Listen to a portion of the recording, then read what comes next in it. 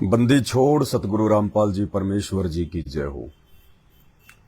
परम पिता परमात्मा, सारी सृष्टि के रचनहार, कुल मालिक, असंख्य ब्रह्मांडों के स्वामी, जगत गुरु, तीनों लोकों में प्रवेश करके सबका भरण पोषण करने वाले राजाधिराज, आत्माधार, नाथों के नाथ, देव के देव महादेव, सर्वेश्वर महेश्वर मृत्युंजय, अजरो अमर, आदि अनादि सनातनी प्रभु, जगत पिता जगदीश्वर, श्री श्री 1008 की उपाधि के वास्तविक अधिकारी, अकाल मूरत, शब्द स्वरूपी राम, वासुदेव, सर्वगतम ब्रह्म, परम पूज्य, प्रथम पूज्य, परम संत, परम पुरुष, परम धनी, परम दयालु, सत्य कबीर, हक का कबीर, अल्लाहु अकबर, अल्लाह ताला, जगत के तारणहार, जगत के मुक्तिदाता, जगत के जगन्नाथ, हारे का सहारा, हिंदुओं का राम, प्रभु भगवान, मुसलमानों का अल्लाह,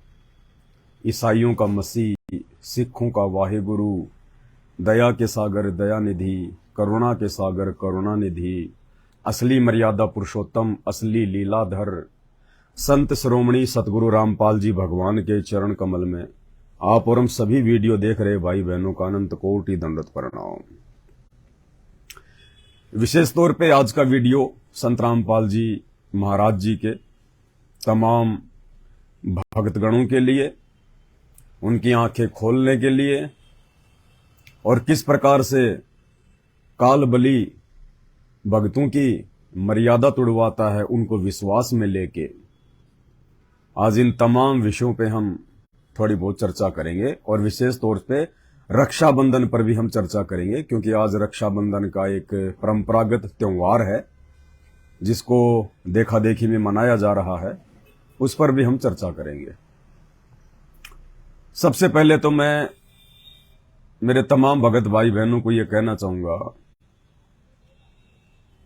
कि 8 वर्षों से बरवाला कांड के बाद से हम सत्सेवक आप लोगों को दिन रात समझाने का प्रयास करते हैं कि भाई ये ज्योति निरंजन है, यहां का भगवान, 21 ब्रह्मांड का स्वामी काल है, काल।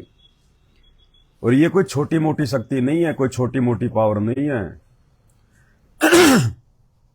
आप लोग जिस प्रकार से गुरुदेव भगवान के जेल जाने के बाद में आंखें बंद करके भक्ति मार्ग पर देखा देखी में चल रहे हो, ये आने वाले समय में आप लोगों के लिए बहुत बड़ी परेशानी का कारण बन जाएगा। और उस समय गुरुदेव भगवान चाहकर भी आपकी मदद नहीं कर पाएंगे, क्योंकि जैसा आप भक्ति मार्ग पर बोओगे आप वही काटोगे, वैसा ही आपको जो है उस कर्म का परिणाम मिलेगा। तो काल ने बहुत प्रकार से तरह तरह के साम दाम दंड भेद छल कपट अपनाते हुए संत रामपाल जी के जेल जाने के बाद में उनके भक्तों की संत रामपाल जी के कलयुगी परिवार के माध्यम से मर्यादाएं तोड़वाई। हजारों भक्तों को अकाल मौत मरवा दिया उस काल ने संत रामपाल जी के परिवार के माध्यम से। वो चाहे इशार की तारीखों पर आते जाते समय ट्रेन से कट के मरो, चाहे फांसी लगा के मरो, या चाहे कोई बीमारी से मरो, या मर्यादा टूटने से किसी और प्रकार से मरो, हजारों आत्माओं को परमात्मा से दूर करवा दिया। और उस समय सतलोक आश्रम मैनेजमेंट हरियाणा ने, संत रामपाल जी भगवान के कलयुगी परिवार ने भगत समाज को भ्रमित करने के लिए काल प्रेरणा से एक बहुत ही भयंकर और सूक्ष्म चाल चली। क्योंकि जितना भी ये षड्यंत्र जो कर रहे हैं संत रामपाल जी के नाम से उनके परिवार वाले, ये इनका अपना कोई दिमाग नहीं है। संत रामपाल जी का परिवार तो दुनिया का सबसे मंद बुद्धि और बेबुद्धि है। बिल्कुल दिमाग नहीं है उन लोगों में, कोई समझ नहीं है उन लोगों को। सारा का सारा जो कंट्रोल है वो काल कर रहा है। काल ने केवल उनको शतरंज की गोटियों की तरह, शतरंज के मोहरों की तरह निमित्त बना रखा है। जैसा वो रिमोट दबाता है वैसा ये लोग काल प्रेरणा से करते रहते हैं। तो 5-6 वर्ष पहले उसी काल के रिमोट से प्रेरित होकर संत रामपाल जी के परिवार ने हजारों नहीं लाखों भक्तों की मर्यादाएं तोड़वाई, लाखों भक्तों की। और मोहरा किस चीज को बनाया?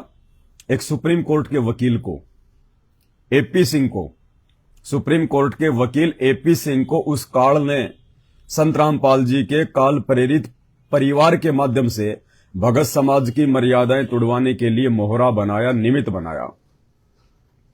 और इन्होंने एक ढोंग रचा, एक पाखंड रचा। संत रामपाल जी के भाई ने, जो कि बरवाला कांड का मास्टरमाइंड है, संत रामपाल जी के जेल जाने के पीछे की मुख्य वजह है। ये बात अलग है कि संत रामपाल जी पूर्ण परमात्मा है, परमेश्वर है, किसी की औकात नहीं है कि कोई उनको जेल में बैठा दे, लेकिन कुछ लीलाएं परमात्मा समय के अनुसार करता है। अपनी आत्माओं के ज्ञान आधार से परीक्षा लेने के लिए करता है। अपने परिवार की, अपने वंश की, जो इस काल लोक के अनुसार जो परिवार वो बनाते हैं, जो उनके बेटा बेटी, भाई बंधु, रिश्तेदार होते हैं, उनके पाखंड की, उनके अज्ञान की जड़ें अपने भक्तों तक पहुंचाने के लिए कुछ लीलाएं परमात्मा खेलते हैं। क्योंकि संत रामपाल जी का भक्ति मार्ग पूरी दुनिया में चलेगा और 1000 वर्ष तक चलेगा, निर्बाध रूप से चलेगा। उस भक्ति मार्ग में किसी प्रकार का कोई रोड़ा ना हो, कोई रुकावट ना हो, क्योंकि भक्ति मार्ग में सबसे बड़ा रोड़ा ये परिवारवाद होता है, वंशवाद होता है। परिवार वाले ठेकेदार बन जाते हैं कि ये तो हमारा भगवान है, ये तो हमारा गुरु है, और जैसा हम कहेंगे भगत समाज ने वैसा ही करना पड़ेगा, क्योंकि हमने संत रामपाल जी महाराज जी का पेटेंट करवा लिया है। संत रामपाल जी कोई जगत गुरु नहीं है, संत रामपाल जी तो हमारे घर के गुरु हैं, घर के गुरु। तो ये परिवार वाले ऐसा सोच बैठते हैं अपनी छोटी सोच और काल प्रेरणा से। अब संत रामपाल जी तो परमात्मा है, वो तो सबके माता पिता हैं, सबके जनक हैं, सबके परमेश्वर हैं, जगत गुरु हैं, और उनको अच्छे से पता है क्योंकि वे अंतर्यामी हैं। और चारों युगों का इतिहास भी इस बात का गवाह है। 650 साल पहले जब कबीर जी आए तो काल ने कमाल को उन्हीं के पास में भेज दिया भक्ति मार्ग को अवरुद्ध कराने के लिए। धर्मदास जी से परमात्मा ने मार्ग को आगे बढ़ाने की सोची तो धर्मदास के पुत्र नारायण दास के रूप में काल ने अपना मृत्यु अंधा नाम का दूत भेज दिया। इस बात का भी परमात्मा को अच्छे से पता था। गरीबदास जी के रूप में परमात्मा आए तो उनके बेटों के रूप में, उनके परिवार के रूप में उन्होंने अपने दूत भेज दिए। नानक जी के रूप में परमात्मा ने लीला करी तो नानक जी के दोनों पुत्र श्रीचंद और जयचंद के रूप में काल ने अपने दूत भेज दिए। आगे चल के उन दोनों ने नानक जी के नाम से नए अपने मनमुखी रूप से पंथ चला दिए और नानक जी से इतनी ईर्ष्या करने लग गए कि नानक जी के अंतिम संस्कार में भी उनके दोनों पुत्र नहीं गए। जब आज वही परमात्मा स्वयं सतगुरु रामपाल जी के रूप में स्वरूप में धरती पे आए हुए हैं तो काल कैसे उनके आसपास, उनके परिवार वाले, उनके रिश्तेदारों के रूप में अपने दूत नहीं भेजेगा। तो संत रामपाल जी को इस बात का अच्छे से पता है कि मेरा भाई, मेरे बेटा बेटी, मेरा परिवार, मेरे रिश्तेदार और जो लोग वर्षों से उनके पास में रहा करते थे, जिन्हें हम कोऑर्डिनेटर के नाम से जानते हैं, ये सब के सब लोग काल प्रेरित थे और ये सब के सब लोग संत रामपाल जी के यथार्थ भक्ति मार्ग में रोड़ा बन के ये उल्टे काम कर रहे थे, जिसका नतीजा बरवाला कांड निकला। वरना जो संत रामपाल जी अपने आध्यात्मिक इतिहास में अपने भक्तों को चींटी तक को सताने का आदेश नहीं देते, वही संत रामपाल जी, वही परमपिता परमेश्वर, सभी आत्माओं का जनक, कैसे पुलिस वालों के साथ अपने भक्तों को लड़ने और मरने मारने के लिए काले कपड़े पहना के हाथों में हथियार देके खड़ा कर देगा। ये सोचने की बात है, विचारणीय विषय है। तो सारा का सारा खेल यहाँ पे ये काल खेलता है और काल स्वयं प्रकट नहीं होता है। ये उन्हीं आत्माओं के सिर पर बैठकर अपना काम करता है, उन्हीं आत्माओं के अंदर प्रवेश करके अपना काम करता है। जो आत्मा भगत बनने के बावजूद भी मर्यादाओं में नहीं रहती है, जो गुरु को परमात्मा के समान नहीं मानती है। तो संत रामपाल जी के परिवार के माध्यम से उस काल ने बरवाला कांड करवाया। सारा का सारा ये षड्यंत्र उन्होंने रचा और लगातार पिछले 8-9 वर्षों से उनका परिवार भगत समाज की मर्यादाओं को खंडित करवाने के लिए षड्यंत्र पर षड्यंत्र, षड्यंत्र पर षड्यंत्र रचता जा रहा है। आज भी ये लोग अपनी हरकतों से बाज नहीं आ रहे। तो आज से 5-6 वर्ष पहले ऐसा एक भयंकर षड्यंत्र उस काल बली ने संत रामपाल जी के भाई महेंद्र को निमित्त बनाकर रचा और वो षड्यंत्र का नाम था एपी सिंह। जी हां, सुप्रीम कोर्ट का वकील एपी सिंह, जिसको हम सत्सेवकों ने कई बार टीवी चैनलों पर बरवाला कांड को लेके, संत रामपाल जी के मुकदमों को लेके डिबेट के लिए आमंत्रित किया। सरेआम पैम्पलेट बनाए, पोस्टर बनाए, ऑडियो बनाई, वीडियो बनाई, लेकिन सुप्रीम कोर्ट के वकील एपी सिंह के कान पर जूं तक नहीं रहेंगी, क्योंकि एपी सिंह को अच्छे से पता था कि बरवाला कांड के ऊपर तो सत्सेवकों से जीत नहीं पाएगा। डिबेट में मुंह की खानी पड़ेगी और थोड़ी बहुत जो ये मान बढ़ाई, जो ये झूठी पब्लिसिटी जो घूम फिर के इकट्ठा वो कर रहा है, उसको नीची गर्दन करनी पड़ेगी टीवी चैनल पर कि हां, सुप्रीम कोर्ट के वकील एपी सिंह ने संत रामपाल जी के नाम पर केवल अपना धंधा किया है और सुप्रीम कोर्ट के वकील एपी सिंह ने संत रामपाल जी के भाई की गुलामी की है। उन्होंने संत रामपाल जी के मुकदमे नहीं लड़े, बल्कि संत रामपाल जी के मुकदमों की आड़ में संगत के दान धर्म पर उन्होंने संत रामपाल जी के भाई की चापलूसी की, उनकी गुलामी की। और जैसा संत रामपाल जी के भाई ने उनको मोटी फीस देते हुए कहा कोर्ट में खड़ा होकर बोलने के लिए, वैसा ही उन्होंने किया। और सबसे बड़ा षड्यंत्र उस वकील के माध्यम से संत रामपाल जी के भाई ने क्या रचा। संत रामपाल जी के भाई ने एपी सिंह को नाम दीक्षा दिलवा दी, यानी संत रामपाल जी का चेला बना दिया, संत रामपाल जी का भगत बना दिया। और उसके बाद उसको संगत में उतार दिया कि आपको अपनी फीस मिलती रहेगी, आप इस मूर्ख संगत को फंसा के रखिए, जैसा हम कहें वैसा आप संगत में जाके कहिए, आपकी बातों का ये लोग ज्यादा समर्थन करेंगे, क्योंकि संगत हमेशा भोली होती है और यूं कह लीजिए मूर्ख भी होती है। तो आप एक वकील हैं, जाने माने वकील हैं, और जगत वालों की बातों को भगत बहुत ज्यादा महत्व देंगे कि देखो हमारे गुरुजी के लिए जगत वाले भी नारे लगा रहे हैं। तो एपी सिंह को काल प्रेरणा से संगत की मर्यादाएं तोड़वाने के लिए आज से 5-6 वर्ष पहले संत रामपाल जी के मुकदमों के नाम पे उनके भाई के द्वारा संगत में उतार दिया गया। और आपको अच्छे से पता है, जमकर एपी सिंह वकील ने संत रामपाल जी के भक्तों की ऐसी तैसी करवाई, उनकी मर्यादाएं तोड़वाई, हर प्रकार के कुकर्म उनसे करवाए, राजनीति जैसे महाघटिया कर्म भी उस वकील के माध्यम से संत रामपाल जी के भाई ने संगत से करवाए। और एक छोटा सा वीडियो मैं आपको दिखाना चाहूंगा मध्य प्रदेश के भोपाल का, जहां पे 2019 में जब चुनाव थे तो कांग्रेस के समर्थन में सतलोक आश्रम मैनेजमेंट हरियाणा ने संत रामपाल जी के कलयुगी भाई ने एपी सिंह वकील को मोहरा बनाकर संगत की ऐसी की तैसी करवाई। और दिग्विजय सिंह को साथ में लेके एपी सिंह ने संत रामपाल जी के भक्तों के पास में खूब आना जाना किया, खूब मीटिंग्स वगैरह ली, और कैसे लोगों को मूर्ख बनाया संत रामपाल जी के भगत होकर, संत रामपाल जी की भक्ति का नाम लेकर, संत रामपाल जी की आड़ लेकर। देखिएगा एक छोटा सा वीडियो भोपाल का 2 मिनट का। मध्य प्रदेश का जो स्टेट कोऑर्डिनेटर है विष्णु साहू, उसके साथ में एपी सिंह, और एपी सिंह के साथ में कांग्रेस नेता दिग्विजय सिंह, और कैसे वोटों के लिए, जबकि राजनीति के लिए संत रामपाल जी ने स्पष्ट तौर पर अपने भक्तों को मना किया हुआ है कि हमने बिल्कुल भी राजनीति नहीं करनी है, हमने देखा देखी में किसी के कहने पे वोट वगैरह नहीं डालना है। बहुत सारी बातें संत रामपाल जी ने राजनीति के विषय में बताई हैं कि आपके द्वारा चुना गया जो कैंडिडेट है वो जो भी कर्म और कुकर्म करेगा उसी अनुपात में आपको भी भोगना पड़ेगा। इसलिए संत रामपाल जी ने अपने भक्तों को राजनीति से हमेशा दूर रहने की सलाह दी है। लेकिन देखिए एपी सिंह के माध्यम से कैसे उस काल में ये तांडव मचाया। आदरणीय एपी सिंह जी, आदरणीय विष्णुदास जी, हमारे रामपाल जी महाराज के सभी आदरणीय अनुयायी भाइयों और बहनों, सबसे पहले तो माफी चाहता हूं देर से आया, लेकिन आप जानते हैं, देखता हूं कि सुबह टाइम पर निकलते हैं तो धीरे धीरे धीरे धीरे विलम्ब होता चला जाता है। हर आदमी चाहता है माफी कर दो, माफी कर दो। रामपाल जी महाराज के इतने शिष्य होंगे मुझे तो अंदाजा नहीं था। आपके पोलिंग पे एजेंट है, ये पोलिंग एजेंट वहां मिलेंगे। कांग्रेस नेता दिग्विजय सिंह कह रहा है कि मुझे तो यकीन ही नहीं कि संत रामपाल जी महाराज के इतने भगत होंगे। तो तुरंत संत रामपाल जी का भूतपूर्व भगत एपी सिंह खड़ा होकर कह रहा है कि नहीं, ये तो खाली आपके पोलिंग एजेंट है, पोलिंग एजेंट, ये तो खाली दलाल हैं। ये संत रामपाल जी के जितने भगत आप देख रहे हो सामने बैठे हुए, ये तो खाली आपके कार्यकर्ता बनेंगे, ये तो आपके पोलिंग एजेंट, पोलिंग एजेंट। सतगुरु के भक्तों को राजनेताओं का एजेंट बना दिया, दलाल बना दिया। ध्यान से सुनिएगा। आप जीतने के बाद बोलिएगा, एक रुपया नहीं चाहिए हमें, कुछ भी।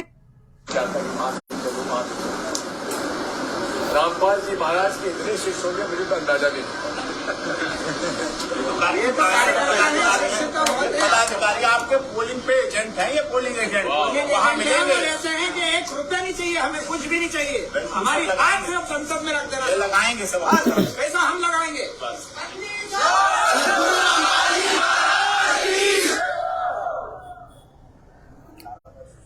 इस प्रकार से कालबली ने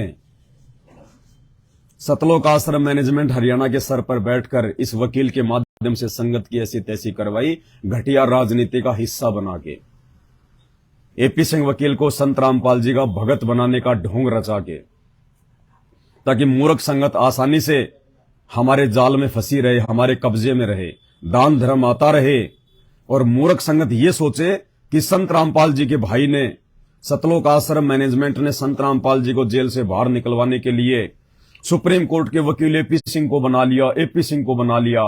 और एपी सिंह जाके संगत में लंबी लंबी बातें फेंकने लग गया, लंबे लंबे नारे लगाने लग गया।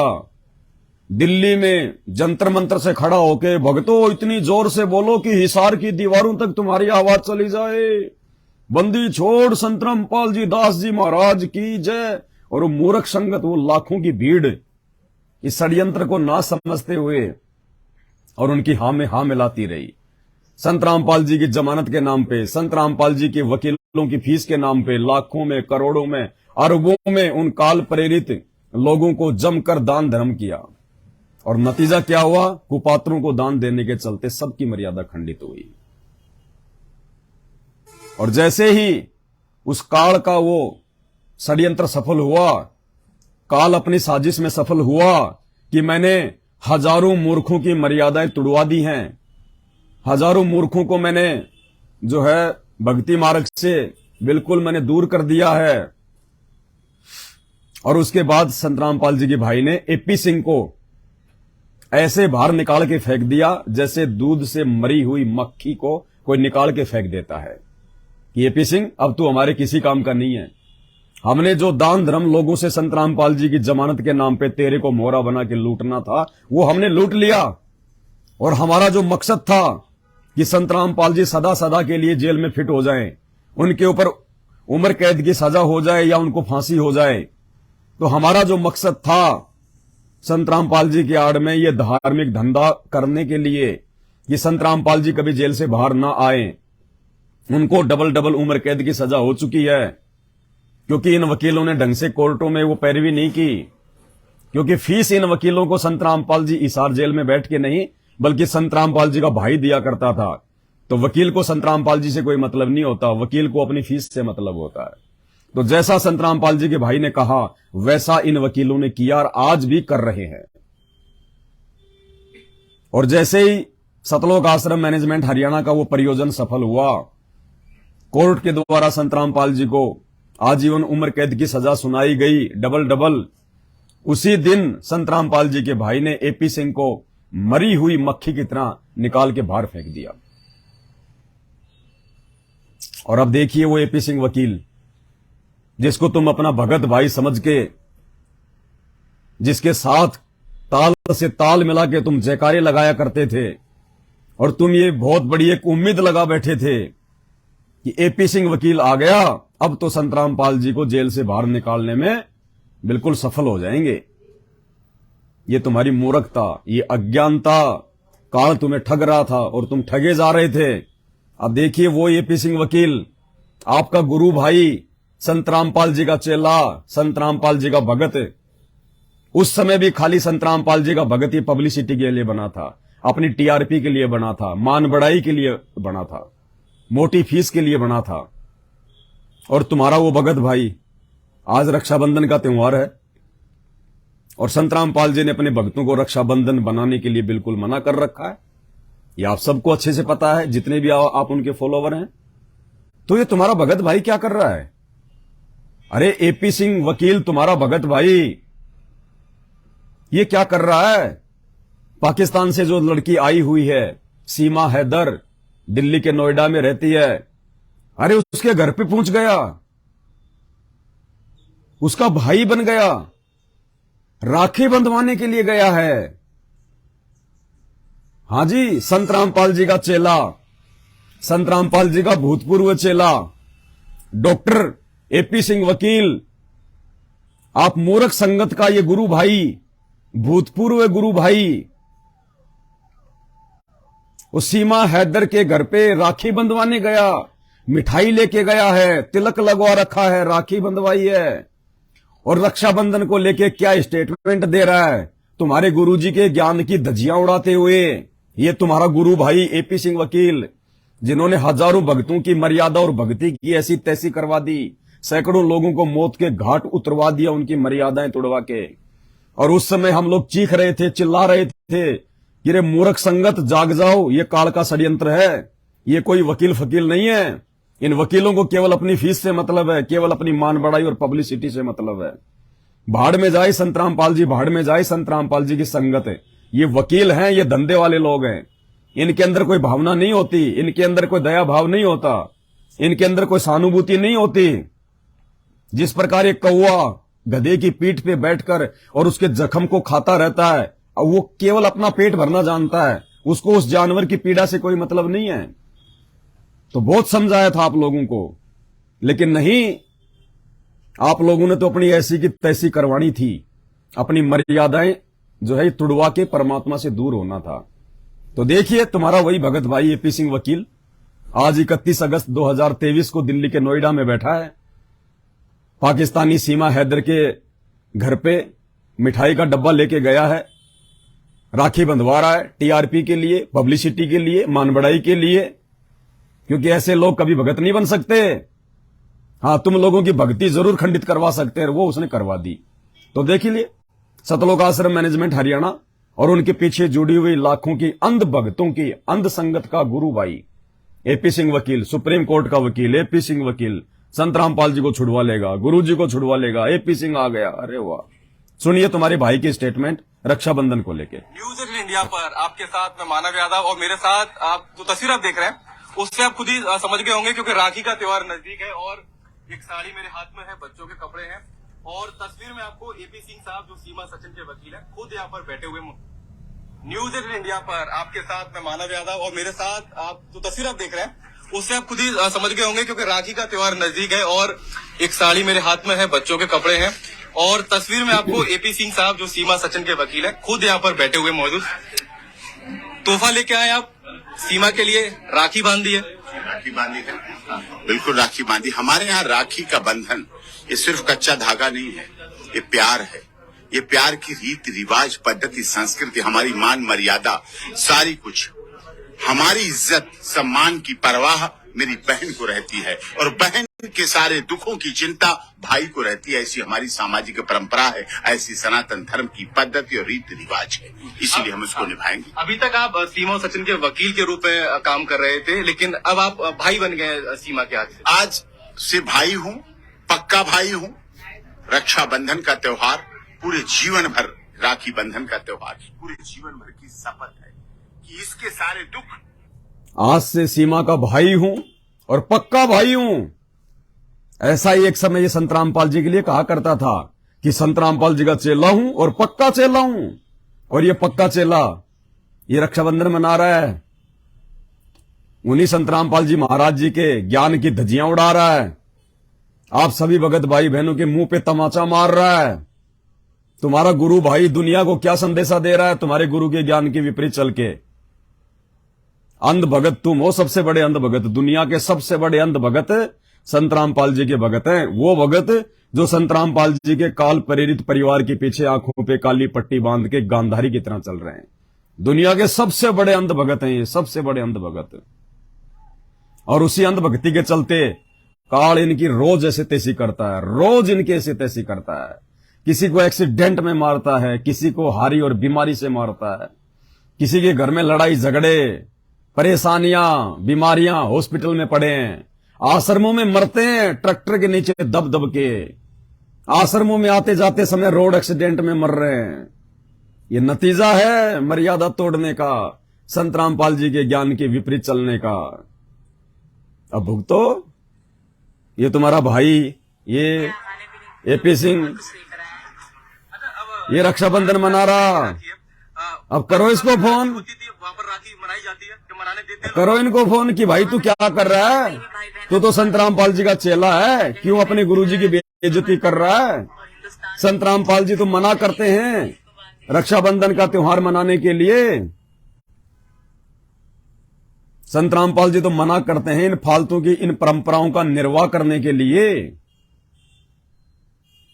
फिर ये क्या कर रहा है तुम्हारा भाई एपी सिंह? यही होता है काल का सूक्ष्म चाल, काल का षड्यंत्र इसी को कहते हैं।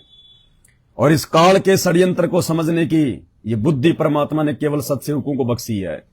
संत रामपाल जी ने अपने कलयुगी परिवार को नहीं बख्शी। उस परिवार का तो सत्यानाश होना है आने वाले समय में, उस परिवार का तो सत्यानाश होना है, क्योंकि संत रामपाल जी के मार्ग में सबसे बड़ा रोड़ा उनका परिवार है। और जैसे कर्म वो परिवार वर्तमान में उनके ज्ञान और मर्यादाओं के खिलाफ जाकर कर रहा है, तो कहते हैं राम किसी को मारे नहीं, मारे तो हत्यारा राम, अपने आप ही मर जाएंगे वो कर कर खोटे काम। तो संत रामपाल जी ने अपने भक्तों को ये रक्षाबंधन जैसा परंपरागत त्योहार मनाने के लिए मना किया है। यदि हमने भक्ति करनी है तो, क्योंकि भक्ति मार्ग में सतगुरु का वचन सर्वोपरि होता है। हमने सतगुरु के वचन की लाज रखनी है। हमने इस फोकट की फालतू की इस परंपरा का निर्वाह करके हमने किसी जगत वालों की लाज नहीं रखनी, हमने बहन की लाज नहीं रखनी, हमने रिश्तेदारों की लाज नहीं रखनी। संत रामपाल जी ने रिश्तेदारों का आदर सत्कार करने के दूसरे तरीके बताए हैं। राखी बांधने से कोई ज्यादा प्यार प्रेम नहीं बढ़ता है। भाई ना आपके घर पे आवे, उसको प्यार से बोलो, उसको इज्जत दो, अच्छा अच्छा उसको खाना खिलाओ, उसके दुख में तुम दुखी हो, उसकी मदद करो। ये होता है बहन को इज्जत देना।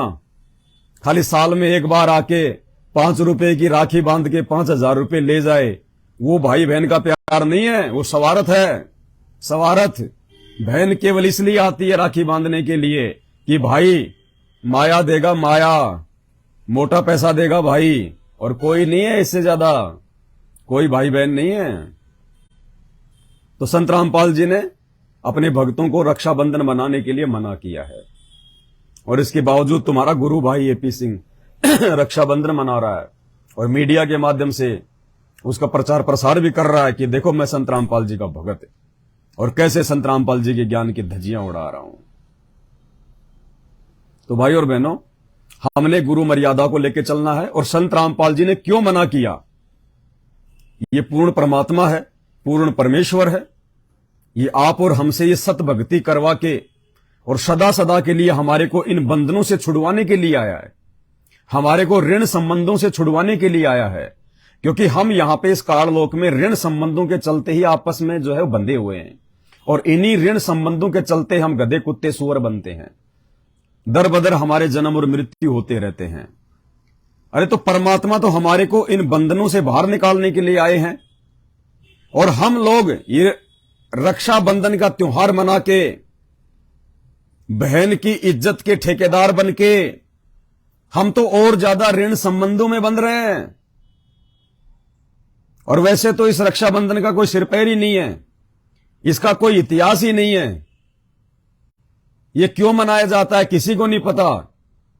सैकड़ों प्रकार की कहानियां और किस्से हैं, कोई सिर पैर नहीं है, सिर्फ देखा देखी चल रही है।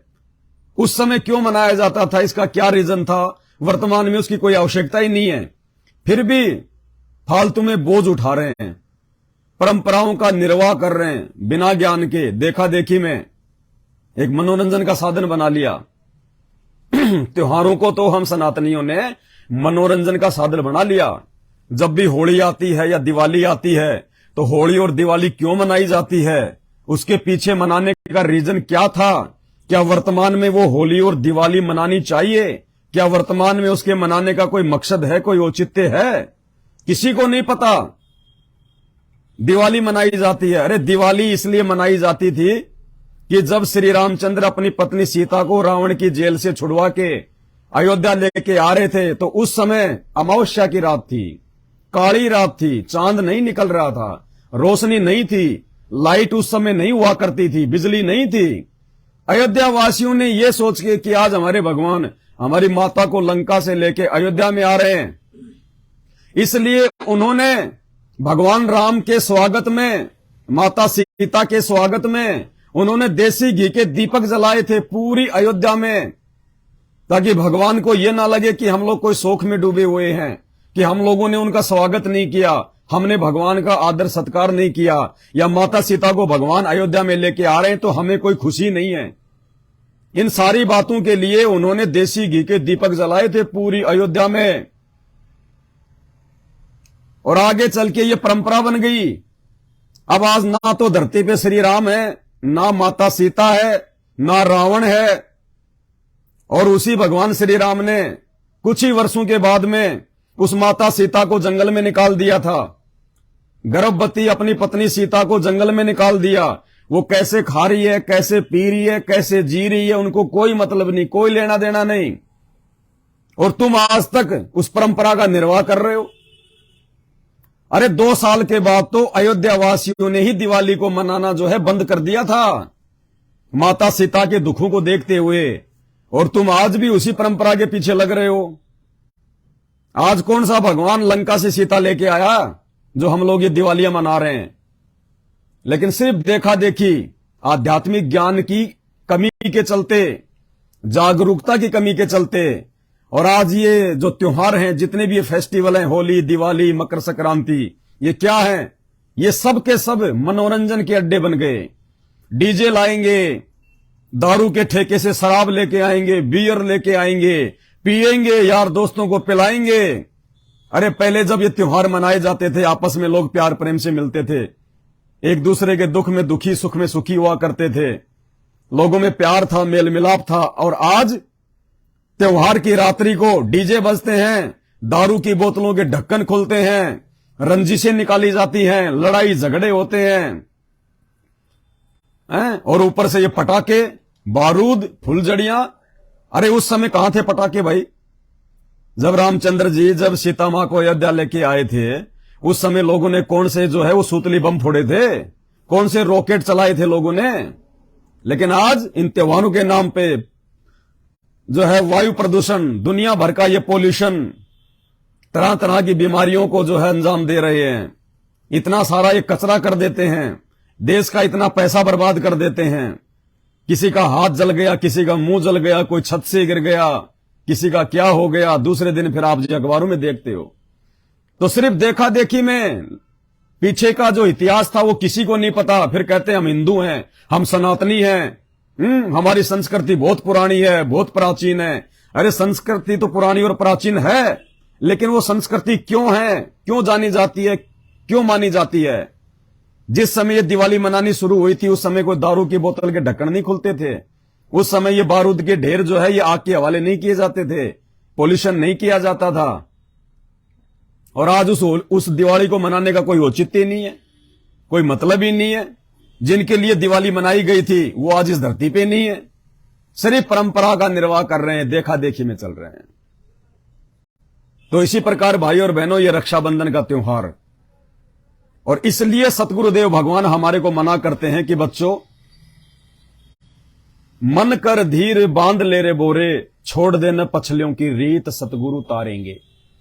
ये हमसे पहले हमारे जो पूर्वज थे, जो बुजुर्ग थे, ये उनके द्वारा परंपरा के तहत एक रीत चलती आ रही है, और हमने उस पुरानी परंपरा को, उन रीति रिवाजों को, जिनका वर्तमान समय में कोई महत्व नहीं है, कोई फायदा नहीं है, हमारे जीवन में उनका कोई मतलब कोई बेनिफिट ही नहीं है, अब हमने उन परंपराओं को त्यागना पड़ेगा, हमने उन परंपराओं को छोड़ना पड़ेगा, जब हमें आध्यात्मिक ज्ञान हो जाता है। अभी क्यों मनाया जाता है? लोगों को इतिहास का नहीं पता, बस एक बात जानते हैं कि बहन अपने भाई के कलाई पे रक्षा सूत्र बांधती है, राखी बांधती है,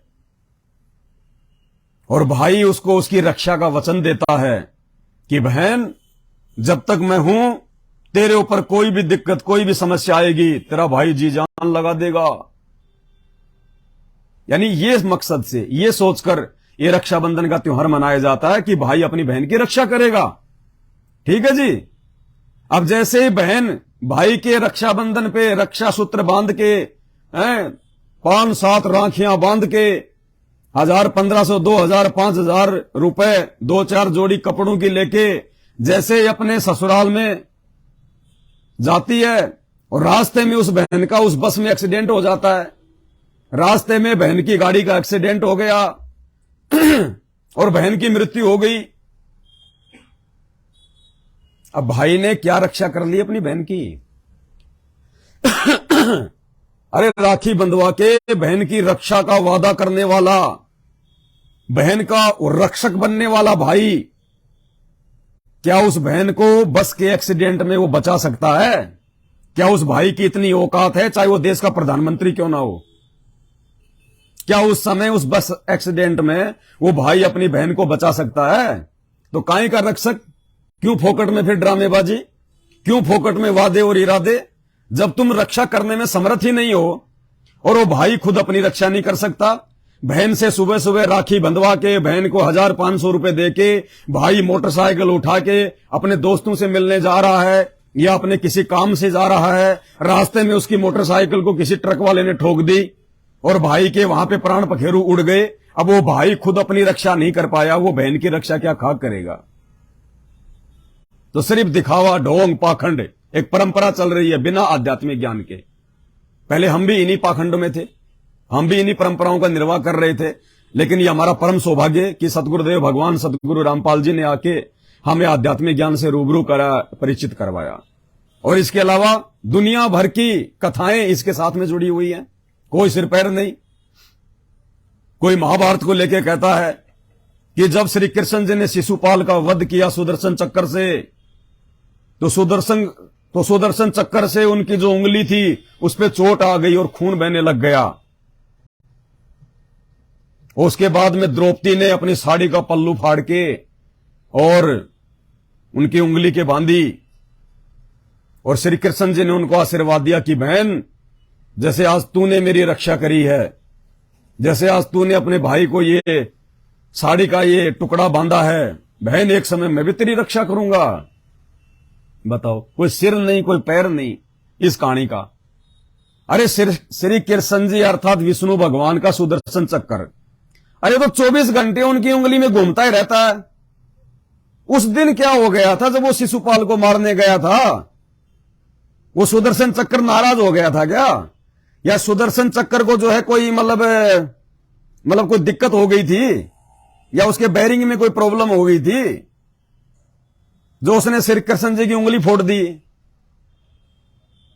अरे वो तो खाली एक दिखावट के लिए रखते हैं, वो उंगली से टच होके थोड़ी चलता है। श्री कृष्ण जी की उंगली में कोई बैरिंग थोड़ी लग रहे थे जो घुमाने के काम आता था, जिससे उनको चोट लग गई। कोई सिर पैर नहीं इन कहानियों का, इन कथाओं का। कहते हैं उसके बाद में फिर ये रक्षाबंधन की परंपरा शुरू हो गई। वाह भाई वाह। फिर कोई कहता है कि एक बार देवताओं का राक्षसों का युद्ध हो रहा था, इंद्र भी उसमें लड़ाई लड़ रहा था देवासुर संग्राम में, और जो राक्षस थे वो इंद्र के ऊपर भारी पड़ गए। तो इंद्र ने भागकर अपने गुरु बृहस्पति की शरण ली और कहा कि भगवान हमारी रक्षा करो गुरुदेव, राक्षस तो हम पे भारी पड़ रहे हैं। तो देवताओं के राजा बृहस्पति ने इंद्र की पटरानी सची को बुलाया, यानी इंद्र की औरत को बुलाया और कहा कि बेटी, ये मंत्र जाप करते हुए तू अपने पति को ये रक्षा सूत्र बांध दे और तेरा पति युद्ध में विजय हो जाएगा। तो इंद्र की पटरानी ने वो मंत्र बोलते हुए इंद्र की कलाई पे धागा बांध दिया और कहते हैं उसके बाद उस रक्षा सूत्र के कारण इंद्र देवासुर संग्राम में विजय हो गया और उसके बाद से ये रक्षाबंधन की परंपरा शुरू हो गई। वाह भाई वाह। कोई कह रहा एक बार राजा बलि ने भगवान विष्णु की तपस्या करके उनको प्रसन्न कर लिया और उनसे वरदान प्राप्त कर लिया कि आज से आप मेरे साथ में रहोगे। तो वचन में बंधे हुए भगवान विष्णु बलि के साथ में रहने लग गए। अब उधर माता लक्ष्मी को चिंता होगी कि मेरा पति तो मेरे साथ में रहता ही नहीं। तो माता लक्ष्मी ने नीचे आके बलि राजा को रक्षा सूत्र बांधा और उसके उपहार में, उसके बदले में उसने अपना पति मांग लिया कि मेरा विष्णु मुझे वापस दे दे। उसके बाद से रक्षाबंधन का त्योहार शुरू हो गया। तो कोई कहता है कि राजस्थान के मेवाड़ क्षेत्र की रानी कर्णावती, चित्तौड़गढ़ की रानी कर्णावती, उसके राज्य पे मुगल बादशाह बहादुर शाह ने जो है वो चढ़ाई कर दी। अब रानी कर्णावती ने अपनी सहायता के लिए दिल्ली के सम्राट मुगल बादशाह हुमायूं के पास में राखी भेजी कि आप मेरी रक्षा करो बहादुर शाह से। तो हुमायूं ने आके और बहादुर शाह से मेवाड़ की रक्षा की। उसके बाद से रक्षाबंधन का त्योहार शुरू हो गया। अरे कोई सिर पैर है? कोई एक कहानी है? कोई सैकड़ों मिल जाएंगे आपको, गूगल पे जाके सर्च कर लेना, भर रखा लोगों ने। कोई सिर पैर नहीं।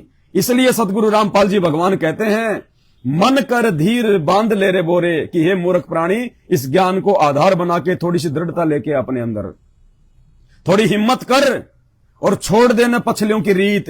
यानी आज से पहले तेरे जो पहले वाले जो पूर्वज थे, जिन्होंने बेचारों ने देखा देखी में, बेचारे अनपढ़ थे, अक्षर ज्ञान नहीं था, जैसा भी उनको समाज के ठेकेदारों के द्वारा, धर्म गुरुओं के द्वारा जो भी उनको बता दिया जाता था धर्म के नाम पे, वैसा ही बेचारे वो करने लग जाते थे कि पंडित जी तो नालंदा विश्वविद्यालय में संस्कृत पढ़ के आए हैं, हमारे गुरुजी तो काशी विश्वविद्यालय में चारों वेदों का ज्ञान प्राप्त करके आए हैं।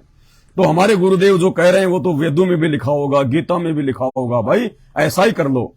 तो वो बेचारे भोले हमारे पूर्वज जो अनपढ़ थे, जिनको शास्त्रों का ज्ञान नहीं था, जैसा वो नकली धर्मगुरु उनको कहते थे, बेचारे वैसा ही करने लग जाते थे। और आज तक हम उसी परिपाटी को, वो सांप वाली लकीर को हम पीटते आ रहे हैं। तो भाई और बहनों, यदि अब हमने सतलोक की भक्ति करनी है, अगर हमने 84 लाख योनियों से बाहर निकलना है, तो हमने अपने गुरु के वचन पे चलना पड़ेगा। सतगुरु रामपाल जी भगवान की प्रत्येक मर्यादा में चलना पड़ेगा।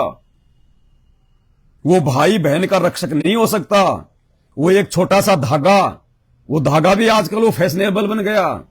अरे पहले तो फोम के आते थे मोटे मोटे, उनके ऊपर एक सितारा सा आता था, मोटी मोटी राखियां होती थी, एक ही राखी बहुत होती थी पूरे हाथ को भरने के लिए। और आजकल कोई चांदी का ब्रासलेट लेके आ रही है कि भाई को चांदी का ब्रासलेट दूंगी रक्षाबंधन के नाम पे, तो 5,000 का ब्रासलेट है तो भाई कम से कम 21,000 तो देगा।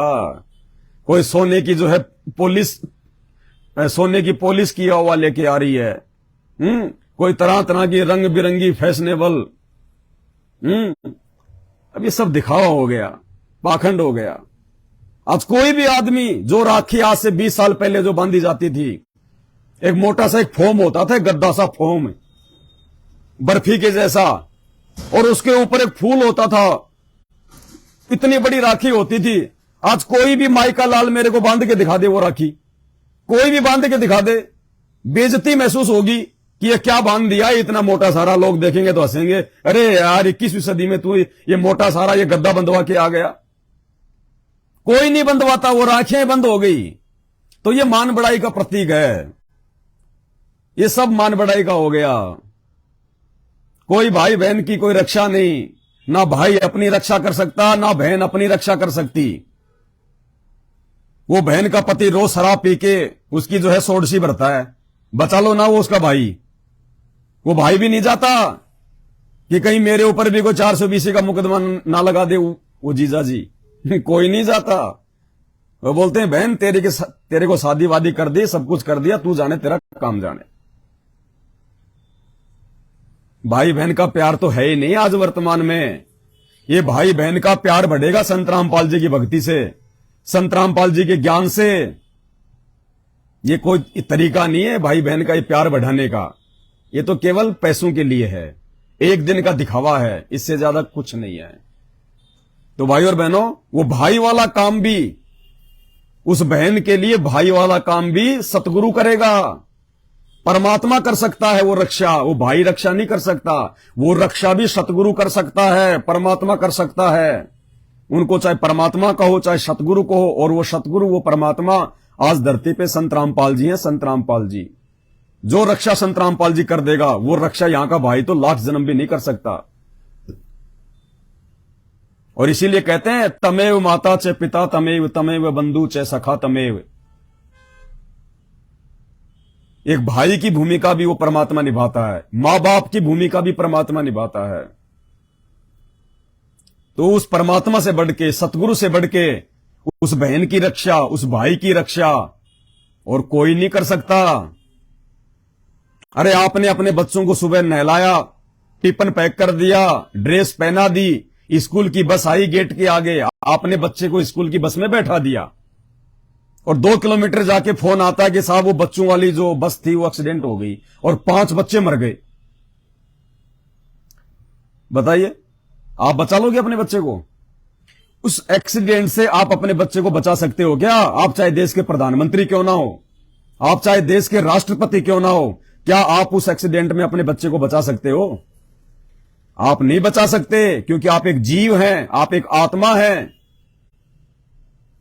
वहां पे जो काम वो परमात्मा कर सकता है, जो भूमिका परमात्मा निभा सकता है, कोई नहीं निभा सकता।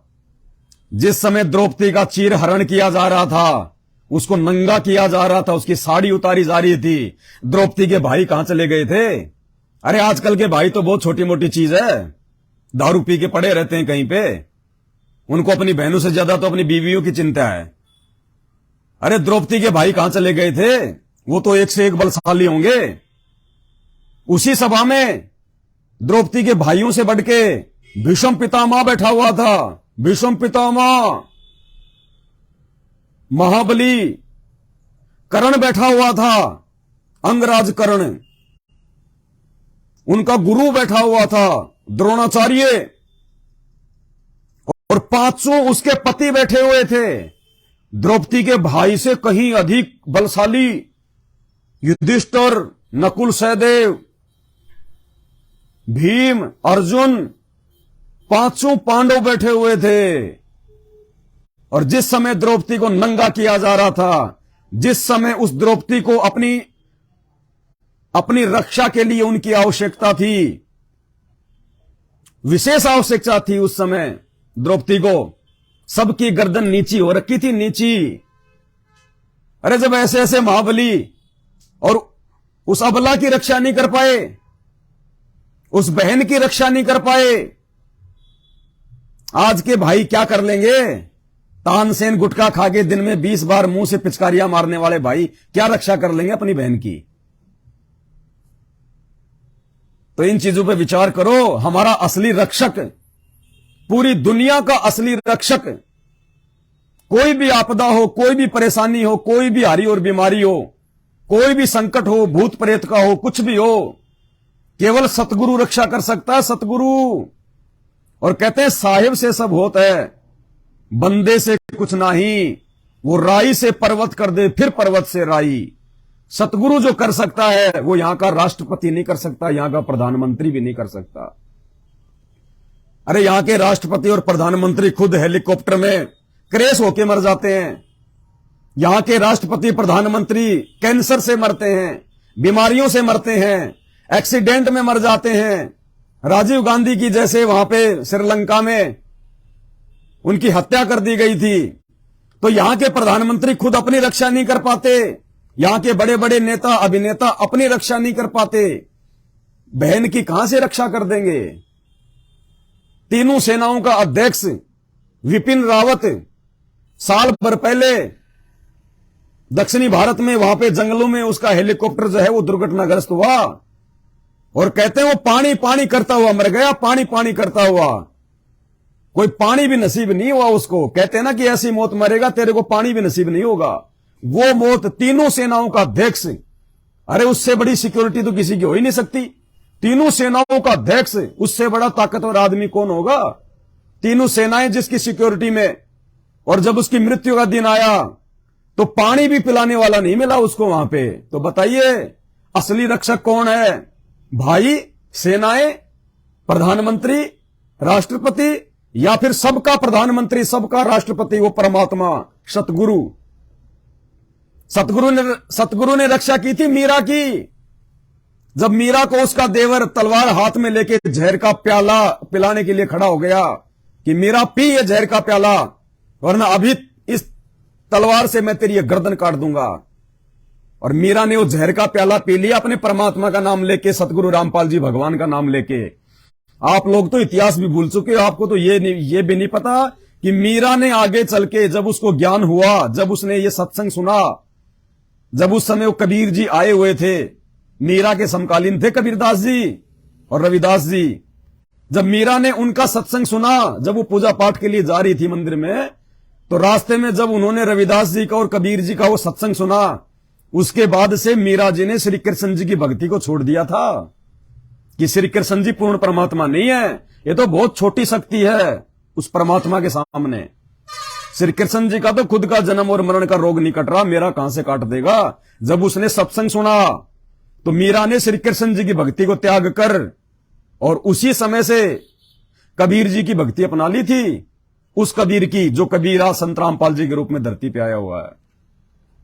और उसके बाद में मीरा का जहर अमृत बना था। श्री कृष्ण जी की भक्ति से मीरा का जहर अमृत नहीं बना था। अरे विचार करने की बात है, मीरा तो जहर का प्याला पीकर भी नहीं मरी और श्री कृष्ण जी जहरीला तीर लगने से उनकी मौत हुई। जहरीला तीर लगने से श्री कृष्ण जी की मौत हो जाती है, यानी भगवान तो जहर से मर रहा है और भगत जहर पीकर भी नहीं मर रहा। तो विचार करो, मीरा उस समय श्री कृष्ण की भक्ति नहीं करती थी। अगर मीरा श्री कृष्ण की भक्ति कर रही होती उस समय तो मीरा की मौत होनी थी उस समय। तो मीरा ने जो है कबीर परमात्मा की भक्ति को स्वीकार कर लिया था। और वो प्रहलाद भगत त्रेता युग में उसका बाप जो अपने आप को भगवान समझ बैठा था हिरण्यकशिपु, उसकी भुआ होलिका दुश्मन हो गई थी उसकी। 84 प्रकार की यातनाएं दी गई 10 साल के बच्चे को, उस प्रहलाद को। कभी पहाड़ से नीचे फेंक दिया जाए, कभी तेल गरम करके उसमें बैठा दिया जाए, कभी सर्पों के बीच में डाल दिया जाए, कभी जल्लादों से मरवाया जाए, तरह तरह की यातनाएं। उसकी रक्षा किसने की? उस राक्षस से किसने की? उस कबीर परमात्मा ने की। नरसिंह रूप धारण करके खंबा फाड़ के प्रकट हो गया परमात्मा अपने भगत के लिए। वो कबीर परमात्मा सतगुरु रामपाल जी भगवान, ये चारों युगों में आता है परमात्मा। बहुत सारे लोग सवाल करते हैं कि संत रामपाल जी तो 1951 में आए हैं, आज से पहले ये दुनिया कौन चला रहा था? आज से पहले किसने रची ये दुनिया? तुम कैसे कहते हो कि संत रामपाल जी परमात्मा हैं? प्रहलाद को भी नरसिंह रूप धारण करके उन्होंने बचाया, मीरा के जहर को भी अमृत उन्होंने बनाया, धन्ना भगत के खेत में तुम्बे में ज्वार भी उन्होंने पैदा कर दी, और भी जितने कहानी किस्से हैं जो जाने माने जो भक्तों की। तो भाई ये कबीर परमात्मा चारों युगों में घूमता रहता है। ये जब चाहे जहां प्रकट हो जाता है। इनको मां के पेट से जो है जन्म लेने की आवश्यकता नहीं पड़ती। ये जब चाहे वहां प्रकट हो जाता है परमात्मा, बालक रूप में प्रकट हो जाए। आप और हमारी आंखों को धोखा देते हुए हमें लगेगा कि ये मां के गर्भ से आया है, पेट भी आपको फूला फूला मिलेगा उस स्त्री का, लेकिन ये परमात्मा है। ये हमारी आंखों को धोखा देते हुए अपनी लीला करता है। अब ये सवाल यदि मैं आप लोगों से करूं, जो आप लोग श्री कृष्ण जी को भगवान मानते हो, तो ये सवाल अगर मैं आपसे करूं, आप लोग कहते हैं ना कि श्री कृष्ण जी तीनों लोगों के स्वामी हैं, तो श्री कृष्ण जी तो 5,500 साल पहले आए थे। उनका जन्म तो 5,500 साल पहले द्वापर के लास्ट में हुआ था। उससे पहले तो पूरा द्वापर बीत गया, पूरा जो है त्रेता युग बीत गया, पूरा का पूरा सतयुग बीत गया। तो उस समय दुनिया कौन चला रहा था? श्री कृष्ण जी का तो जन्म ही 5,500 साल पहले हुआ था। श्री रामचंद्र जी का तो जन्म ही जो है त्रेता युग में हुआ था। तो सतयुग में कौन था फिर भगवान? सतयुग के प्राणियों का भगवान कौन था? सतयुग को किसने रचा था? तो भाइयों, जिस प्रकार ये विष्णु के अवतार हैं, उसी प्रकार संत रामपाल जी भगवान अवतारों का अवतार है। वो अवतार रूप में नहीं आता, वो तो अवतारों को जन्म देता है। ये 3 लोक की सृष्टि चलाने के लिए उस परमात्मा को अपना कोई नुमाइंदा भेजने की जरूरत नहीं पड़ती। उस परमात्मा को अपना कोई अंश अवतार भेजने की आवश्यकता नहीं पड़ती, क्योंकि वो स्वयं समर्थ है। वो स्वयं आके अपना काम करता है। उस भगवान का काम कोई दूसरा नहीं कर सकता। कोई समर्थ नहीं है उस परमात्मा का जो है वो काम करने में। तो चारों युगों में यह परमात्मा आता है। सतयुग में परमात्मा जो है सत सुकृत ऋषि के नाम से आए थे। त्रेता में यह परमात्मा मुनिंद्र ऋषि के नाम से आए थे, जिन्होंने हनुमान जी को अपना भगत बनाया था। आगे चल के हनुमान जी ने श्री राम की भक्ति छोड़ दी थी। हनुमान जी श्री राम का भगत नहीं था। श्री राम का भगत तो केवल उस समय तक था जब तक श्री राम सीता को लंका से लेके नहीं आ गए थे। और जब एक समय सभा में सीता जी ने हनुमान की बेइज्जती कर दी थी, जब उसको मोतियों की माला भेंट की गई और वो मोतियों को फोड़ रहा था, तो सीता ने सबके सामने उसकी बेइज्जती कर दी थी कि रहा तू बंदर का बंदर, तेरे कोई मोतियों की जो है कीमत का भी नहीं पता। उसके बाद से हनुमान जी का जो है वो दिल हट गया था कि मैंने तो लाखों लोग मार दिए इनके लिए श्रीलंका में जाके, और इन्होंने मेरे को भरी सभा में ये तोहफा दिया। नाराज होके उसी दिन से अयोध्या छोड़ के हनुमान जी निकल गए थे। और उसके बाद उनको जो है मुनिंदर ऋषि के रूप में वो कबीर परमात्मा मिले थे। कबीर परमात्मा ने उनको ज्ञान दिया, उनको सतलोक दिखाया, और उसके बाद से वो हनुमान जी वो कबीर जी के दास बन गए थे। कौन कबीर? संत रामपाल जी, जो चारों युगों में अपनी आत्माओं के लिए चक्कर लगाते रहते हैं। जब चाहे जहां चाहे जिस रूप में जिस नाम से किसी भी साधु संत महात्मा और जिंदा महात्मा के रूप में ये प्रकट हो जाते हैं। द्वापर में ये करुणामय ऋषि के नाम से आए थे। इन्होंने पांडवों का यज्ञ सफल किया था। महाभारत के युद्ध के बाद में युधिष्ठिर को बुरे बुरे जो है उस सपने आने लग गए। औरतें रो रही हैं, चिल्ला रही हैं कि हे दुष्ट राजा, तुझे क्या मिल गया? हमारे पतियों को मरवा के तू तो राज कर रहा है और हम किस हाल में जी रहे हैं। अपने भाई बंटवारे के लिए, जमीन बंटवारे के लिए तुमने जो है करोड़ों लोग मरवा दिए। धिक्कार है तुम्हारे ऊपर। तुम तो हमारे पतियों को मरवा के शांति से सो रहे हो, ऐश कर रहे हो, राज कर रहे हो, और हमारे तो परिवार बर्बाद हो गए। और कभी वो मरने वाले वो भूत की आकृति में आके उसके स्वप्न में आ रहे थे। रातों को खड़ा होता था, पसीने में पसीना हो जाता था। तो उनको किसी ने उपाय बताया कि तुम अश्वमेध यज्ञ करो, दुनिया के जितने भी लोग हैं, जितने भी प्राणी हैं, सबको बुलाओ, साधु संत महात्माओं को, सबको तुम भंडारा कराओ। उसके बाद तुम्हारे ये पाप कर्म हल्के होंगे। अब देखो ये भंडारे जो है ये क्यों करवाए जाते हैं, और क्यों संत रामपाल जी अपने भक्तों को इन देवी देवताओं के भंडारे में भोजन करने से मना करते हैं। इसलिए मना करते हैं ताकि हमारे ऊपर भार ना चढ़े। क्योंकि पांडवों ने वो भंडारा, वो अश्वमेध यज्ञ इसलिए किया था कि महाभारत के युद्ध में उन्होंने जितने भी वो पाप कमाए थे, अपने भाई बंटवारे के लिए, राजपाट के लिए, जमीन जायदाद के लिए उन्होंने जो युद्ध किया था, 18 करोड़ लोग मरे थे, वो पाप, वो भार उनके सिर पे रखा गया था। क्योंकि जितने भी सैनिक थे वो कौरवों की तरफ से और पांडवों की तरफ से जो है वो लड़े थे। तो युधिष्ठिर के ऊपर राजगद्दी प्राप्त होने के बाद में वो सबका भार रखा गया। पाप कर्म उसके सिर पे रख दिया उस काल ने कि बेटा ये तेरे लिए लड़े, ये तेरे लिए मरे, अब तू ही भोगेगा। तो श्री कृष्ण जी ने उसको सलाह दी कि युधिष्ठिर अश्वमेध यज्ञ कर, भंडारा, और जितने ज्यादा लोग तेरे भंडारे में खाना खा के जाएंगे वो तेरे हिस्से का पाप लेके जाएंगे। जितने लोग इस भंडारे में खाना खाएंगे ज्यादा से ज्यादा संख्या में, उतने तेरे पाप कटेंगे। क्योंकि तेरा जो भंडारा खाएगा वो तेरे पाप कर्म खा रहा है। वो भंडारा खा रहा है मतलब पाप कर्म खा रहा है। वो तेरे सिर का बोझ अपने सिर पे रख रहा है। अरे ये पद यात्रा पे लोग जाते हैं, पद यात्रा पे लोग जाते हैं और रास्ते में लोग टेंट लगा लगा के उनकी सेवा करते हैं, उनकी सेवा करते हैं, उनको फल खिलाते हैं, उनको भंडारा खिलाते हैं। क्यों? फ्री में कोई नहीं खिलाता, अपने स्वार्थ के लिए खिलाते हैं। कि जो व्यक्ति जो पद यात्रा में जा रहा है उस व्यक्ति को यदि कोई खाना खिलाएगा तो उस पद यात्री के जो पुण्य हैं, जो पुण्य प्राप्ति के लिए वो जा रहा है, वो पुण्य, वो आदमी, वो खाना खिलाने वाला आदमी बैठे बैठे खा रहा है। अरे वो तो मूर्ख आदमी पैदल पैदल पैदल पैदल पुण्य प्राप्त करने के लिए किसी मंदिर में जा रहा है, और वो आदमी अपने घर के आगे रोड पे टेंट लगा के उनको खाना खिला खिला के फ्री में उनके पुण्य खा रहा है कि दे दे कमाई मेरे को, दे दे तेरी, दे दे मेरे को कमाई। तो समझदार कौन? वो खाना खिलाने वाला या वो पैदल यात्रा करने वाला? इसलिए संत रामपाल जी मना करते हैं कि किसी के भंडारे में खाना नहीं खाना चाहिए। अगर तुमने किसी के भंडारे में खाना खा लिया तो तुम्हारी जो भक्ति है, तुम्हारे जो पुण्य हैं, वो खाना खिलाने वाले के पास में चले जाएंगे। और तूने यदि उसका भंडारा खा लिया तो उस भंडारा खिलाने वाले के जो पाप कर्म हैं वो तू ले लेता है। तो भाई ऐसी आफत हम क्यों मोल लें? हमें तो पाप कर्मों का सत्यानाश करना है। जब तक हम अपने पाप कर्म नहीं उतारेंगे तब तक ये काल हमारे को छोड़ेगा ही नहीं। तो संत रामपाल जी ने हमें वो शास्त्र प्रमाणित भक्ति दे दी, वो अनमोल ज्ञान दे दिया। इस ज्ञान के तहत, इस ज्ञान को दीवार बनाकर हमने भक्ति मार्ग पे आगे बढ़ना है, तब हम सफल हो पाएंगे। संत रामपाल जी के द्वारा जितने भी नियम बताए गए हैं, प्रत्येक नियम के पीछे एक लॉजिक है। लॉजिक ऐसे नहीं बताया उन्होंने अपने कोई मनमुखी रूप से। तो इसी प्रकार ये रक्षाबंधन का त्योहार, इसीलिए संत रामपाल जी ने इसको मनाने के लिए मना किया है कि हमने उन परंपराओं का निर्वाह नहीं करना।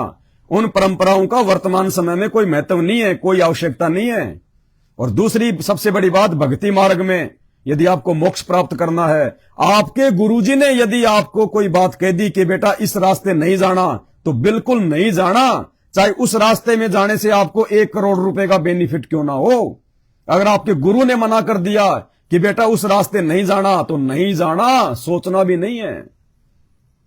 जब तक हम इतना दृढ़ होकर भक्ति मार्ग पे नहीं चलेंगे, 84 लाख योनि से बाहर नहीं निकल सकते। तो भाई और बहनों, इन सब बातों का हमने ध्यान रखना है। और जिस प्रकार से एपी सिंह वकील ने, देखिए कैसे ड्रामा कर रहा है टीआरपी के लिए, पब्लिसिटी के लिए। एक समय ये संत रामपाल जी का भगत बन के ऐसे ड्रामे किया करता था, संगत की ऐसी तैसी करवाने के लिए, लोगों की मर्यादाएं तोड़वाने के लिए। और आप लोगों ने ऐसे ड्रामेबाज लोगों के चक्कर में आके अपनी भक्ति का सत्यानाश करवा लिया। यही होती है काल की सूक्ष्म चाल। ऐसे काल बाज की तरह भक्तों को पकड़ के लेके जाता है सतगुरु की गोद से। और सतगुरु भी उस समय कुछ नहीं कवलता। सतगुरु ने तो 28 साल से इतना ज्ञान देके हमारी जो है ये विवेक की, बुद्धि की परीक्षा लेने के लिए ये समय चुना है। हिसार जेल की दीवारों में इतनी ताकत नहीं है कि पूर्ण ब्रह्म परमात्मा सतगुरु रामपाल जी भगवान, जिनके आधे बाल के बराबर ये पूरी दुनिया नहीं है, जाके अर्ध रूम पर सकल पसारा, ऐसा पूर्ण ब्रह्म हमारा। जिस संत रामपाल जी भगवान के आधे बाल के बराबर ये दुनिया नहीं है। ये उस समय पता चलेगा जब आप उनके सत्संग सुनेंगे, जब अपने शास्त्रों को देखेंगे कि परमात्मा क्या वस्तु है, परमात्मा क्या शक्ति है। ये हिसार की एक कच्ची ईंटों की दीवारें उस परमात्मा को रोकने में समर्थ नहीं है। दुनिया की कोई जेल उस परमात्मा को जो है वो कैद करके नहीं रख सकती। ये अपनी मर्जी का मालिक है, अपनी मर्जी से बैठा है। और हम मूर्खों की इतना ज्ञान देने के बाद हिसार जेल में बैठ के वो रहनी करनी देख रहा है, वो परीक्षा ले रहा है, झाड़ा ले रहा है कि क्या समझा इन मूर्खों ने मुझे और मेरे ज्ञान को। और जो मेरा होगा वो मेरे अनुसार चलेगा, मेरे ज्ञान अनुसार चलेगा, मेरे वचन के अनुसार चलेगा, मेरे सत्संगों के अनुसार चलेगा। और जो मेरा नहीं होगा, मेरा भगत होने के बावजूद, वो भेड़ चाल में चलेगा, वो देखा देखे में चलेगा, मेरे कलयुगी जो है वो परिवार के पीछे चलेगा। और आज उस कलयुगी परिवार के पीछे चलने वाले अकाल मौत को प्राप्त हो रहे हैं। अकाल मौत को सारनामी लोग शराब पी रहे हैं, सारनामी लोग, सारनाम प्राप्त लोग शराब पी रहे हैं। कोई मर्यादा नहीं है, कोई नियम नहीं है, खाली नाम के भगत बने हुए हैं। गले में लोकेटर, हाथ में संत रामपाल जी का धागा, बस इससे ज्यादा उनकी पहचान नहीं है। और इधर परमात्मा ने सात संगतियों में अपने सत्सेवक बच्चों को, सात संगतियों के माध्यम से पूरी रात परमात्मा की चर्चा होती है। पूरी रात भर मालिक की महिमा होती है, उनका गुणगान होता है, शंकाओं का समाधान होता है। भक्ति मार्ग पे हमारे को कैसे जो है वो बच के चलना है। छोटी से छोटी बातों को लेके आपस में हम भगत भाई बहन पूरी रात बैठ के ज्ञान आधार से विचार विमर्श करते हैं, डिस्कस करते हैं कैसे हम बचें, हमारी मर्यादाएं ना टूटें, हमारे गुरुदेव भगवान हमारी किसी भी गलती के कारण हमारे से दुखी ना हो, नाराज ना हो। जिन बातों से गुरु दुख पावे, तिन बातों को दूर भगावे। परमात्मा साध संगतियों में अपने भगत तैयार कर रहा है, अपने भगत। और एक समय ऐसा आएगा, मैनेजमेंट वालों, मैनेजमेंट के पीछे अंधे होके चलने वालों, रोगे सिर पे हाथ धर के कि परमात्मा हमारी कैसे समझ में नहीं आई। उस समय हम तो इन फर्जी आश्रमों में सीमेंट के कट्टे उठाते उठाते मर गए। इन आश्रमों की दीवारें खींचते खींचते हमने हमारा अनमोल समय बर्बाद कर दिया। अरे ये वर्तमान समय ये फर्जी आश्रम बनाने का नहीं है, आश्रमों में जाके जो है गधों की तरह मजदूरी करने का नहीं है। परमात्मा यहां पे आश्रमों की दीवारें बनवाने नहीं आता। अगर उस भगवान ने आश्रम ही बनाने होते तो 28 वर्षों में अपने रहते सहते लाखों आश्रम बना देता। वो आसाराम की तरह, राम रहीम की तरह देश विदेश में बना देता। लेकिन उस परमात्मा ने पाखंड नहीं फैलाना, इन आश्रमों में आगे चल के फिर ये पाखंड चलता है, मनमाना आचरण चलता है। भक्ति करने के लिए तो हमारे को हमारा जो है वो घर ही काफी है। जिस घर में हम अपना दरबार लगा लेते हैं, जिस घर में हम परमात्मा की ज्योत जलाते हैं, दंडोत करते हैं, आरती करते हैं, सत्संग सुनते हैं, अरे वो आश्रम ही तो है, और क्या है। इसके अलावा हमारे लिए वो आश्रम है जिस आश्रम में हमारे गुरुदेव खुद साक्षात सत्संग करते हैं, वो आश्रम है। ये तो अपने धार्मिक जो है धंधे के लिए, उनके बेटा बेटियों के द्वारा, उनके भाई के द्वारा, अपने रोजगार के लिए, अपना पेट भरने के लिए काल प्रेरणा से ये आश्रम बनाए जा रहे हैं। आप भाई बहनों के ज्योति पाठ और दान के पैसों का दुरुपयोग हो रहा है। आप इन कुपात्रों को दान कर रहे हो। वो धनाना आश्रम में इन्होंने स्टेडियम बना दिया। ये परमात्मा के ज्ञान में है क्या? ये परमात्मा की मर्यादा में है क्या? सतनाम के नियम पढ़ो। नियम नंबर 2, संत रामपाल जी तो मोबाइल तक में वीडियो गेम खेलने के लिए अपने भक्तों को मना करते हैं। ताश तक खेलने के लिए जो संत अपने भक्तों को मना करता है, और उस संत के वो कलयुगी परिवार वाले धनाना गांव वालों को अपना आश्रम सही रूप से चलाने के लिए, उनको खुश करने के लिए, ताकि धनाना गांव वाले किसी प्रकार का रोड़ा ना पैदा करें। धनाना आश्रम के जो है बनते बनते गांव में उन्होंने स्टेडियम बना दिया, बैडमिंटन स्टेडियम बना दिया। अरे संत रामपाल जी, यहां पे भक्ति का खेल खिलाने आता है, ये चिड़ी बल्ले का खेल खिलाने नहीं आता। इससे तो हमारे समाज से बर्बाद होती है। जो संत अपने भक्तों को मना करता है वो दुनिया को स्टेडियम बना के देगा। बुद्धि भ्रष्ट हो रही है सतलोक आश्रम मैनेजमेंट हरियाणा की और उनके पीछे लगी हुई अंध संगत की, और इसी का परिणाम है आए दिन तुम टपक रहे हो। परमात्मा कोई बचाव नहीं कर रहा तुम्हारा। जिसकी जितनी बैटरी चल रही है तब तक चल रही है, और उसको लग रहा है कि मैं सेवा कर रहा हूं, मैं भक्ति कर रहा हूं। नहीं, गुरु जी का कोई आशीर्वाद नहीं है तुम्हारे ऊपर। आए दिन तुम्हारी आंखों के सामने भगत मर रहे हैं, उन पे आशीर्वाद क्यों नहीं है गुरु जी का? वो भी तो उन्हीं आश्रमों में जाते हैं, ज्योति पाठ का पैसा देते हैं, दान धर्म करते हैं, सीमेंट के कट्टे उठा रहे हैं। तुम्हारी केवल बैटरी चल रही है, बैटरी। सतगुरु का असल में आशीर्वाद केवल सात संगतियों पे है, सत्सेवकों के साथ में है। कोई माई का लाल उंगली का नाखून भी नहीं उतार पा रहा परमात्मा के उन बच्चों का जो पूरी तरह से अपने गुरुदेव भगवान के प्रति समर्पित हैं। तो भाई और बहनों, आंखें खोलो, मूर्खता में मत जियो। ये समाज तो अंधा है, ये दुनिया तो पागल है। हम भी पहले इसी दुनिया का हिस्सा थे। जब तक हमें आध्यात्मिक ज्ञान नहीं था, ये होली, दिवाली, ये रक्षाबंधन, ये मकर संक्रांति सब कुछ मनाया करते थे। लेकिन परमात्मा ने इतना अनमोल ज्ञान दे दिया, अब सतगुरु का वचन हमारे लिए मुख्य है। वो होली, दिवाली, रक्षाबंधन हमारे लिए मुख्य नहीं है। सतगुरु ने मना कर दिया तो सौपन में भी याद नहीं करेंगे, सौपन में भी। ये लास्ट समय है, लास्ट समय। इस समय को जो आत्मा चूक गई, इस कलयुग की पिछली पीढ़ी को, और ये मौका केवल तब तक है जब तक संत रामपाल जी धरती पे प्रकट हैं। संत रामपाल जी के सतलोक जाने के बाद में कोई भी जीव आत्मा पार नहीं हो सकती। 1000 साल तक जो इनका मार्ग चलेगा, 1000 वर्षों में जो पार नहीं हो पाएंगे, जो संत रामपाल जी के रहते सहते पार नहीं हो पाए, और जितनी भक्ति उन्होंने की है वो केवल मानव जन्म प्राप्त करके उन 1000 वर्षों में सुख भोगेंगे, और फिर काल नचाएगा उनको अपने हिसाब से, काल नचाएगा। सारी बातें स्पष्ट कर रखी हैं संत रामपाल जी ने कि जो मेरे रहते सहते पार नहीं हुआ वो मेरे जाने के बाद कहां से पार हो जाएगा। जो मेरे रहते सहते मर्यादाओं में नहीं रहेगा, जिसको डर नहीं है, वो मेरे सतलोक जाने के बाद में कहां से मर्यादा निभा लेगा, कहां से उसको डर हो जाएगा। गुरुदेव कह रहे हैं मेरे सतलोक जाने के बाद तो तुम्हारे ऊपर कोई अंकुश ही नहीं रहेगा, तुम्हारे ऊपर कोई दबाव ही नहीं रहेगा। जब तुम आज ही मर्यादाओं में नहीं चलोगे तो इस दास के सतलोक जाने के बाद तुम कहां से पार हो जाओगे। सुनिए संत रामपाल जी के मुख कमल से। भाई और बहनों, मत चूको ये मौका, बाद में रोओगे। सुनिए क्या कह रहे हैं परमात्मा। चलो मान ले ईब अपना सुख भी हो गया, रह भी गए, और कंटिन्यूस 5-6 जन्म आपके मनुष्य के भी हो जाएंगे इस कमाई थे वर्तमान की भक्ति से, और आगे श्रद्धा, क्योंकि आगे घटेगी जब दास यहाँ मौजूद है। अभी गलती करोगे तो आगे कौन से पार हो जाओगे तुम। अब तो हर तरह से मर्यादा आपको समझाता हूँ, ये बताता हूँ ये गलती मत करो, तुम्हें फाउल पॉइंट बताता हूँ कि ये पॉइंट फाउल है, तेरा नाम खंड हो गया। तो अब भी डर रह जाओगे तो फिर आगे कैसे पार होगे तुम। जब ये दास चला जाएगा सतलोक, फिर तुम पर अंकुश नहीं रहेगा, ज्ञान तो रहेगा। तो भाई और बहनों, ये परमात्मा ने सारी बातें, सारे फाउल पॉइंट, सारी जानकारी गुरुदेव भगवान ने अपने सत्संगों में हमें बता रखी है। आवश्यकता है तो गुरुदेव के वचनों पे चलने की, उनके सत्संगों को गहराई से समझने की, और उनके सत्संगों को साथ संगति से जुड़े बिना, सत्सेवक बने बिना आप लाख जन्म में भी नहीं समझ सकते, लाख जन्म में भी। क्योंकि कलयुग की बिचली पीढ़ी में, वर्तमान समय में सतगुरु रामपाल जी भगवान ने साध संगतियां इसीलिए रखवाई हैं। साध संगतियों से ही हम मर्यादित भगत बन सकते हैं, हम सच्चे और नेक भगत बन सकते हैं।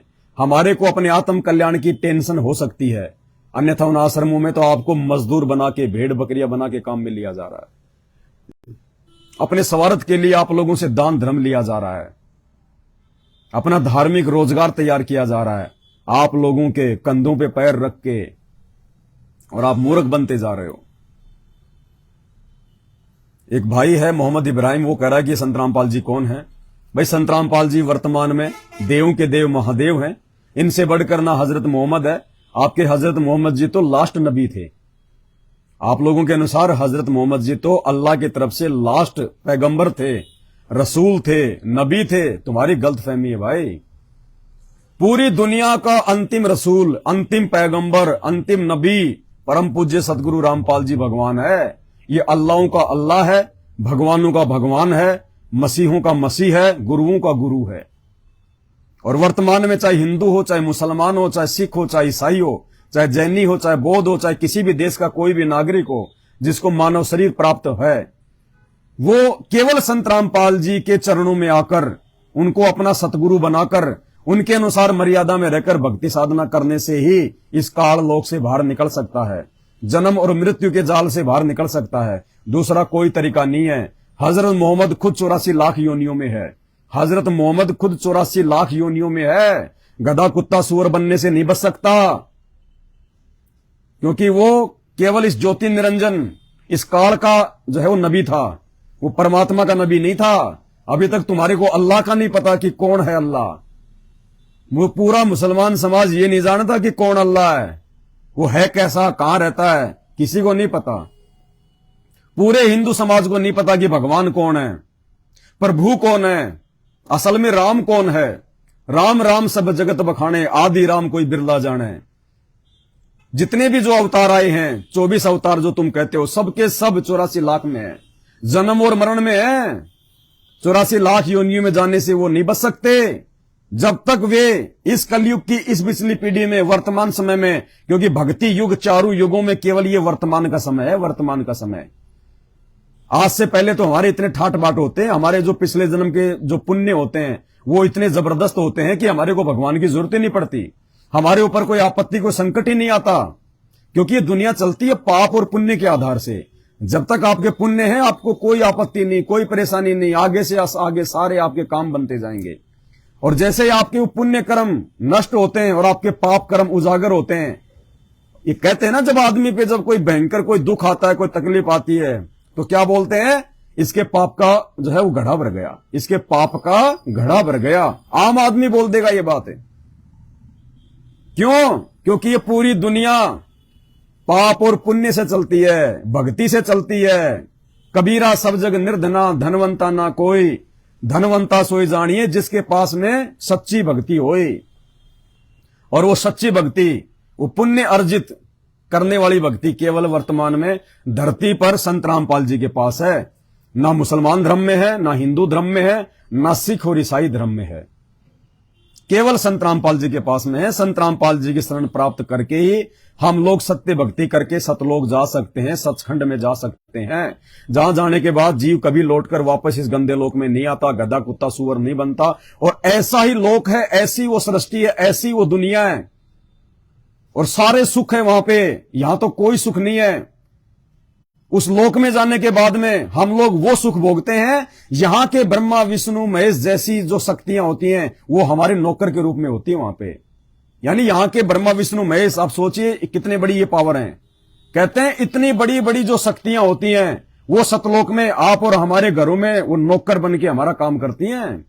चार मुक्ति जहां चंपी करती, माया होरी दासी, चार मुक्ति, ये चार मुक्तियां दे सकते हैं ब्रह्मा विष्णु महेश, काम अर्थ मोक्ष धर्म।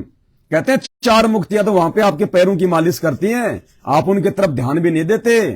जैसे स्कॉर्पियो गाड़ी आने के बाद में कोई साइकिल की तरफ ध्यान नहीं देता, ऐसे उस सतलोक में जाने के बाद में यहां के जो सुख हैं, जो 3 लोक के जो सुख हैं, जिनको ब्रह्मा विष्णु महेश जी भोगते हैं, कहते हैं आप वहां पे ध्यान भी नहीं दोगे, ये तो मतलब 4th क्लास के हैं वो सुख है, 4th क्लास के सुख हैं तो जो यहां के ब्रह्मा विष्णु महेश भोगते हैं। तो कहते हैं 4 मुक्ति वहां पे चंपी करती, मालिश करती है आपकी, इतने सुख हैं वहां। और माया होरी दासी, जिस माया के लिए, जिन पैसों के लिए, जिन कार और कोठियों के लिए हम लोग पता नहीं कितना झूठ, कितना पाखंड, कितनी चोरी जारी 2 नंबर के काम करते हैं, कहते हैं माया होरी दासी, वो माया, वो धन तो वहां पे आपकी नौकरानी है, नौकरानी। 4 मुक्ति जहां चंपी करती, माया होरी दासी, दास गरीब अभय पद पर से वो मिले राम अविनाशी। वो अविनाशी राम मिलेगा हमें, यहां का राम नहीं जो खुद 84 लाख योनियों में जाता है, अविनाशी राम, जो राम कभी मरता नहीं। और उस लोक में जाने के बाद हम भी कभी नहीं मरेंगे, खाली एक बार हमारा वहां पे शब्द से जन्म होगा, फिर हम युवा हो जाएंगे। युवा होने के बाद वहां पे फिर कभी जो है बुढ़ापा नहीं है, आदमी स्टेबल हो जाता है एक समय आने के बाद, फिर वहां पे कभी बुढ़ापा नहीं, कभी कोई बीमारी नहीं, यहां की तरह कोई अमीर नहीं, कोई गरीब नहीं, सब एक समान है वहां पे, सबको समान सुविधाएं प्राप्त हैं।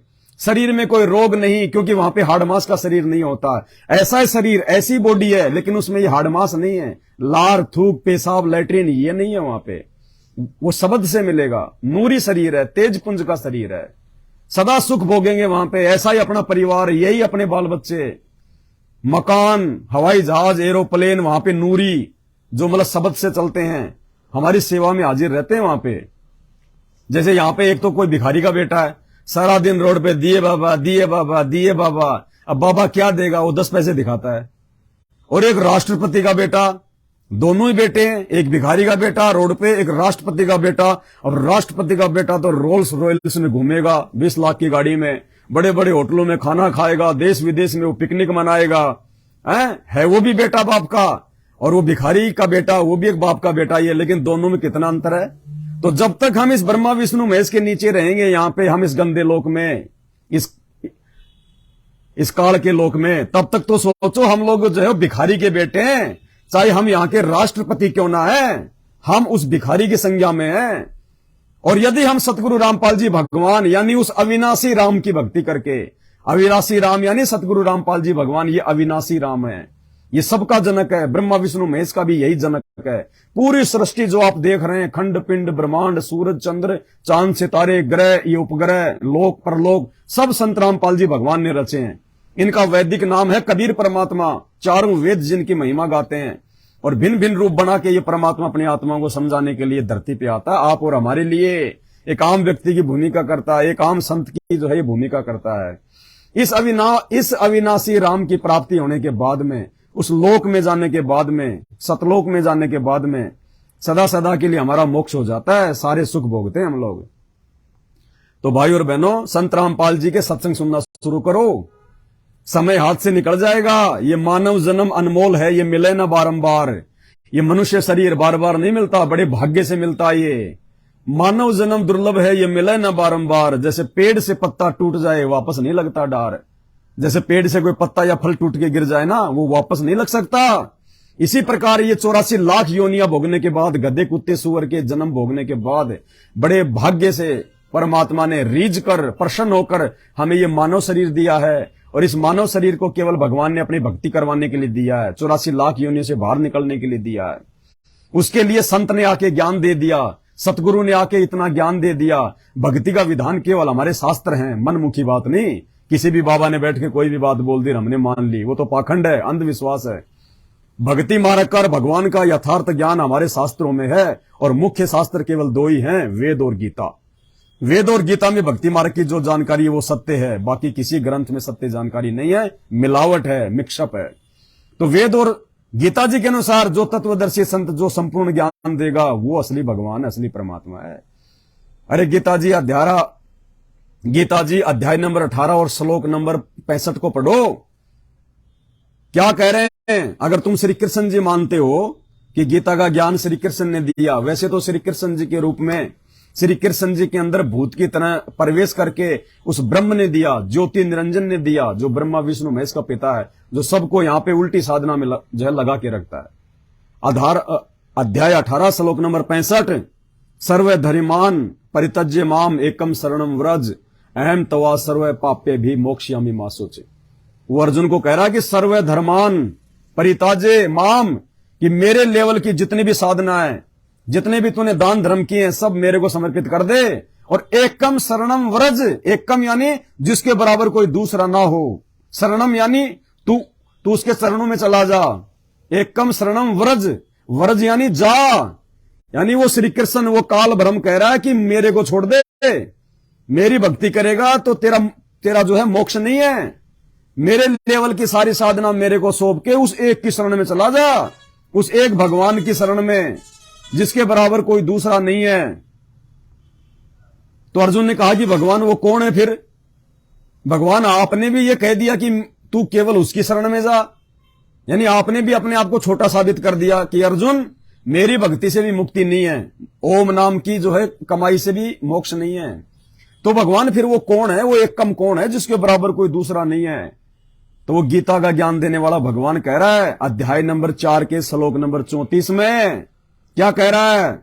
उस ज्ञान को समझने के लिए तू तत्वदर्शी ज्ञानियों की शरण में जा, अपने से अलग किसी और की शरण में जाने के लिए कह रहा है कि भाई वो ज्ञान मेरे पास भी नहीं है, उसकी कंप्लीट जानकारी मेरे पास भी नहीं है। उस भगवान की जानकारी के लिए तू किसी तत्वदर्शी संतों की शरण में जा, दंडोत प्रणाम कर उनको, ये कपट छोड़कर सरलता पूर्वक, फिर वो प्रसन्न होकर वो तत्वदर्शी संत तुझे वो तत्व ज्ञान का उपदेश करेंगे, तुझे असली भक्ति और भगवान की जानकारी देंगे, जिससे तेरा जन्म मरण का रोग जो है वो कटेगा।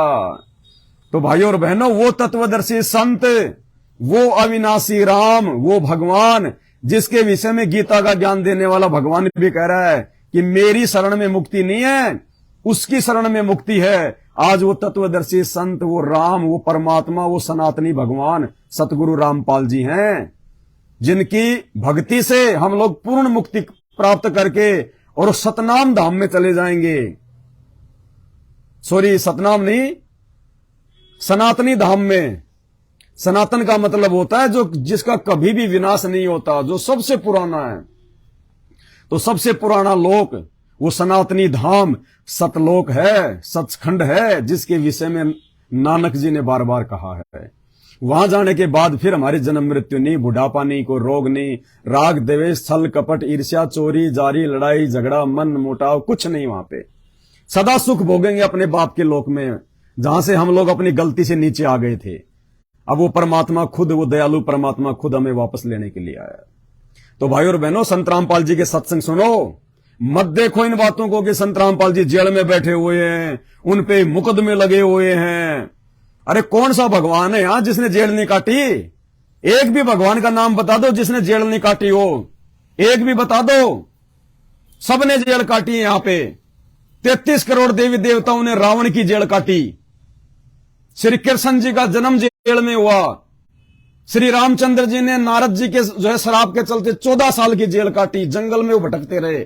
जेल से भी ज्यादा कष्ट, जेल में समय पे खाना दाना तो मिलता है, जंगल में कौन वहां पे जो है मलगी इडली डोसा खिलाएगा। तो श्री कृष्ण जी का जन्म जेल में, रामचंद्र जी ने 14 साल की जेल काटी, 33 करोड़ देव देवता रावण की जेल में। और यहां का देख लो इतिहास, जिनकी आज हम लोग जयंतियां मनाते हैं, भगत सिंह फलाने सिंह, उन्होंने अंग्रेजों की जेल काटी। महात्मा गांधी, जिनकी हम लोग नोटों पे फोटो लगाते हैं, महात्मा कहते हैं, बापू कहते हैं, उन्होंने देशद्रोह के मुकदमे में अंग्रेजों की जेल काटी। कौन ऐसा महापुरुष है जिसने जेल नहीं काटी? जेल काट के सब महापुरुष बने, लेकिन जब वो जेल में होते हैं उस समय उनको कोई नहीं मानता। जिस समय यहां पे भगत सिंह थे, वो लड़ाई, वो बेचारा लड़ाई जो है वो लड़ रहा था आजादी के लिए। आप और हम ही तो थे, इसी देश के नागरिक थे जो अंग्रेजों के पास जाके उसकी चुगली करते थे, उसको पकड़वाते थे, उसके गुप्त मिशन की जानकारियां दे दिया करते थे। आप और हम ही तो थे, इसी देश के नागरिक थे। श्री कृष्ण जी आए, बेचारे ने कभी चैन का सांस नहीं लिया। वो पूतना, वो जरासिंध, वो शिशुपाल, वो काल्यावन इसी देश के तो थे, जो उनके साथ में लड़ाई झगड़ा करने के लिए आते थे। श्री रामचंद्र जी को जंगल में भिजवा दिया। उसकी माता ने, सौतेली माता ने, ककई ने, इसी देश की तो थी, उसी की तो मां थी जिसने अपने बेटे के लिए राज्य और राम के लिए 14 साल का वनवास मांग लिया। और रावण उनकी औरत को उठा के ले गया, सीता माता को। इसी धरती पे तो रहता था। तो उस समय उनको कोई भगवान नहीं मानता, कोई राम नहीं मानता, कोई जो है महापुरुष नहीं मानता। और जाने के बाद फिर उनके मंदिर बना दो, उनकी मूर्तियां लगा दो, अगरबत्ती करो, धूप बत्ती करो, उनको जो है कपड़े पहनाओ, उनको ठाकुर जी बना दो, उनको शालिग्राम बना दो, पता नहीं क्या क्या कर दो। फिर क्या मिलेगा? पत्थर की मूर्ति के आगे, बेजबान मूर्ति के आगे, बेजान मूर्ति के आगे धोख लगाने से भगवान नहीं मिलता। पत्थर पूजे हरी मिले तो मैं पूजू पहाड़, इससे तो चक्की भली जो पीस खाए संसार। आज मेरे पेट में दर्द है, किसी डॉक्टर के पास जाऊंगा, डॉक्टर हाथ देखेगा, इलाज करेगा, मेरा पेट का दर्द ठीक होगा, मुझे आराम मिलेगा। कल को डॉक्टर मर गया, हॉस्पिटल के आगे उसकी मूर्ति लगा दो, सोने की, चांदी की, पत्थर की।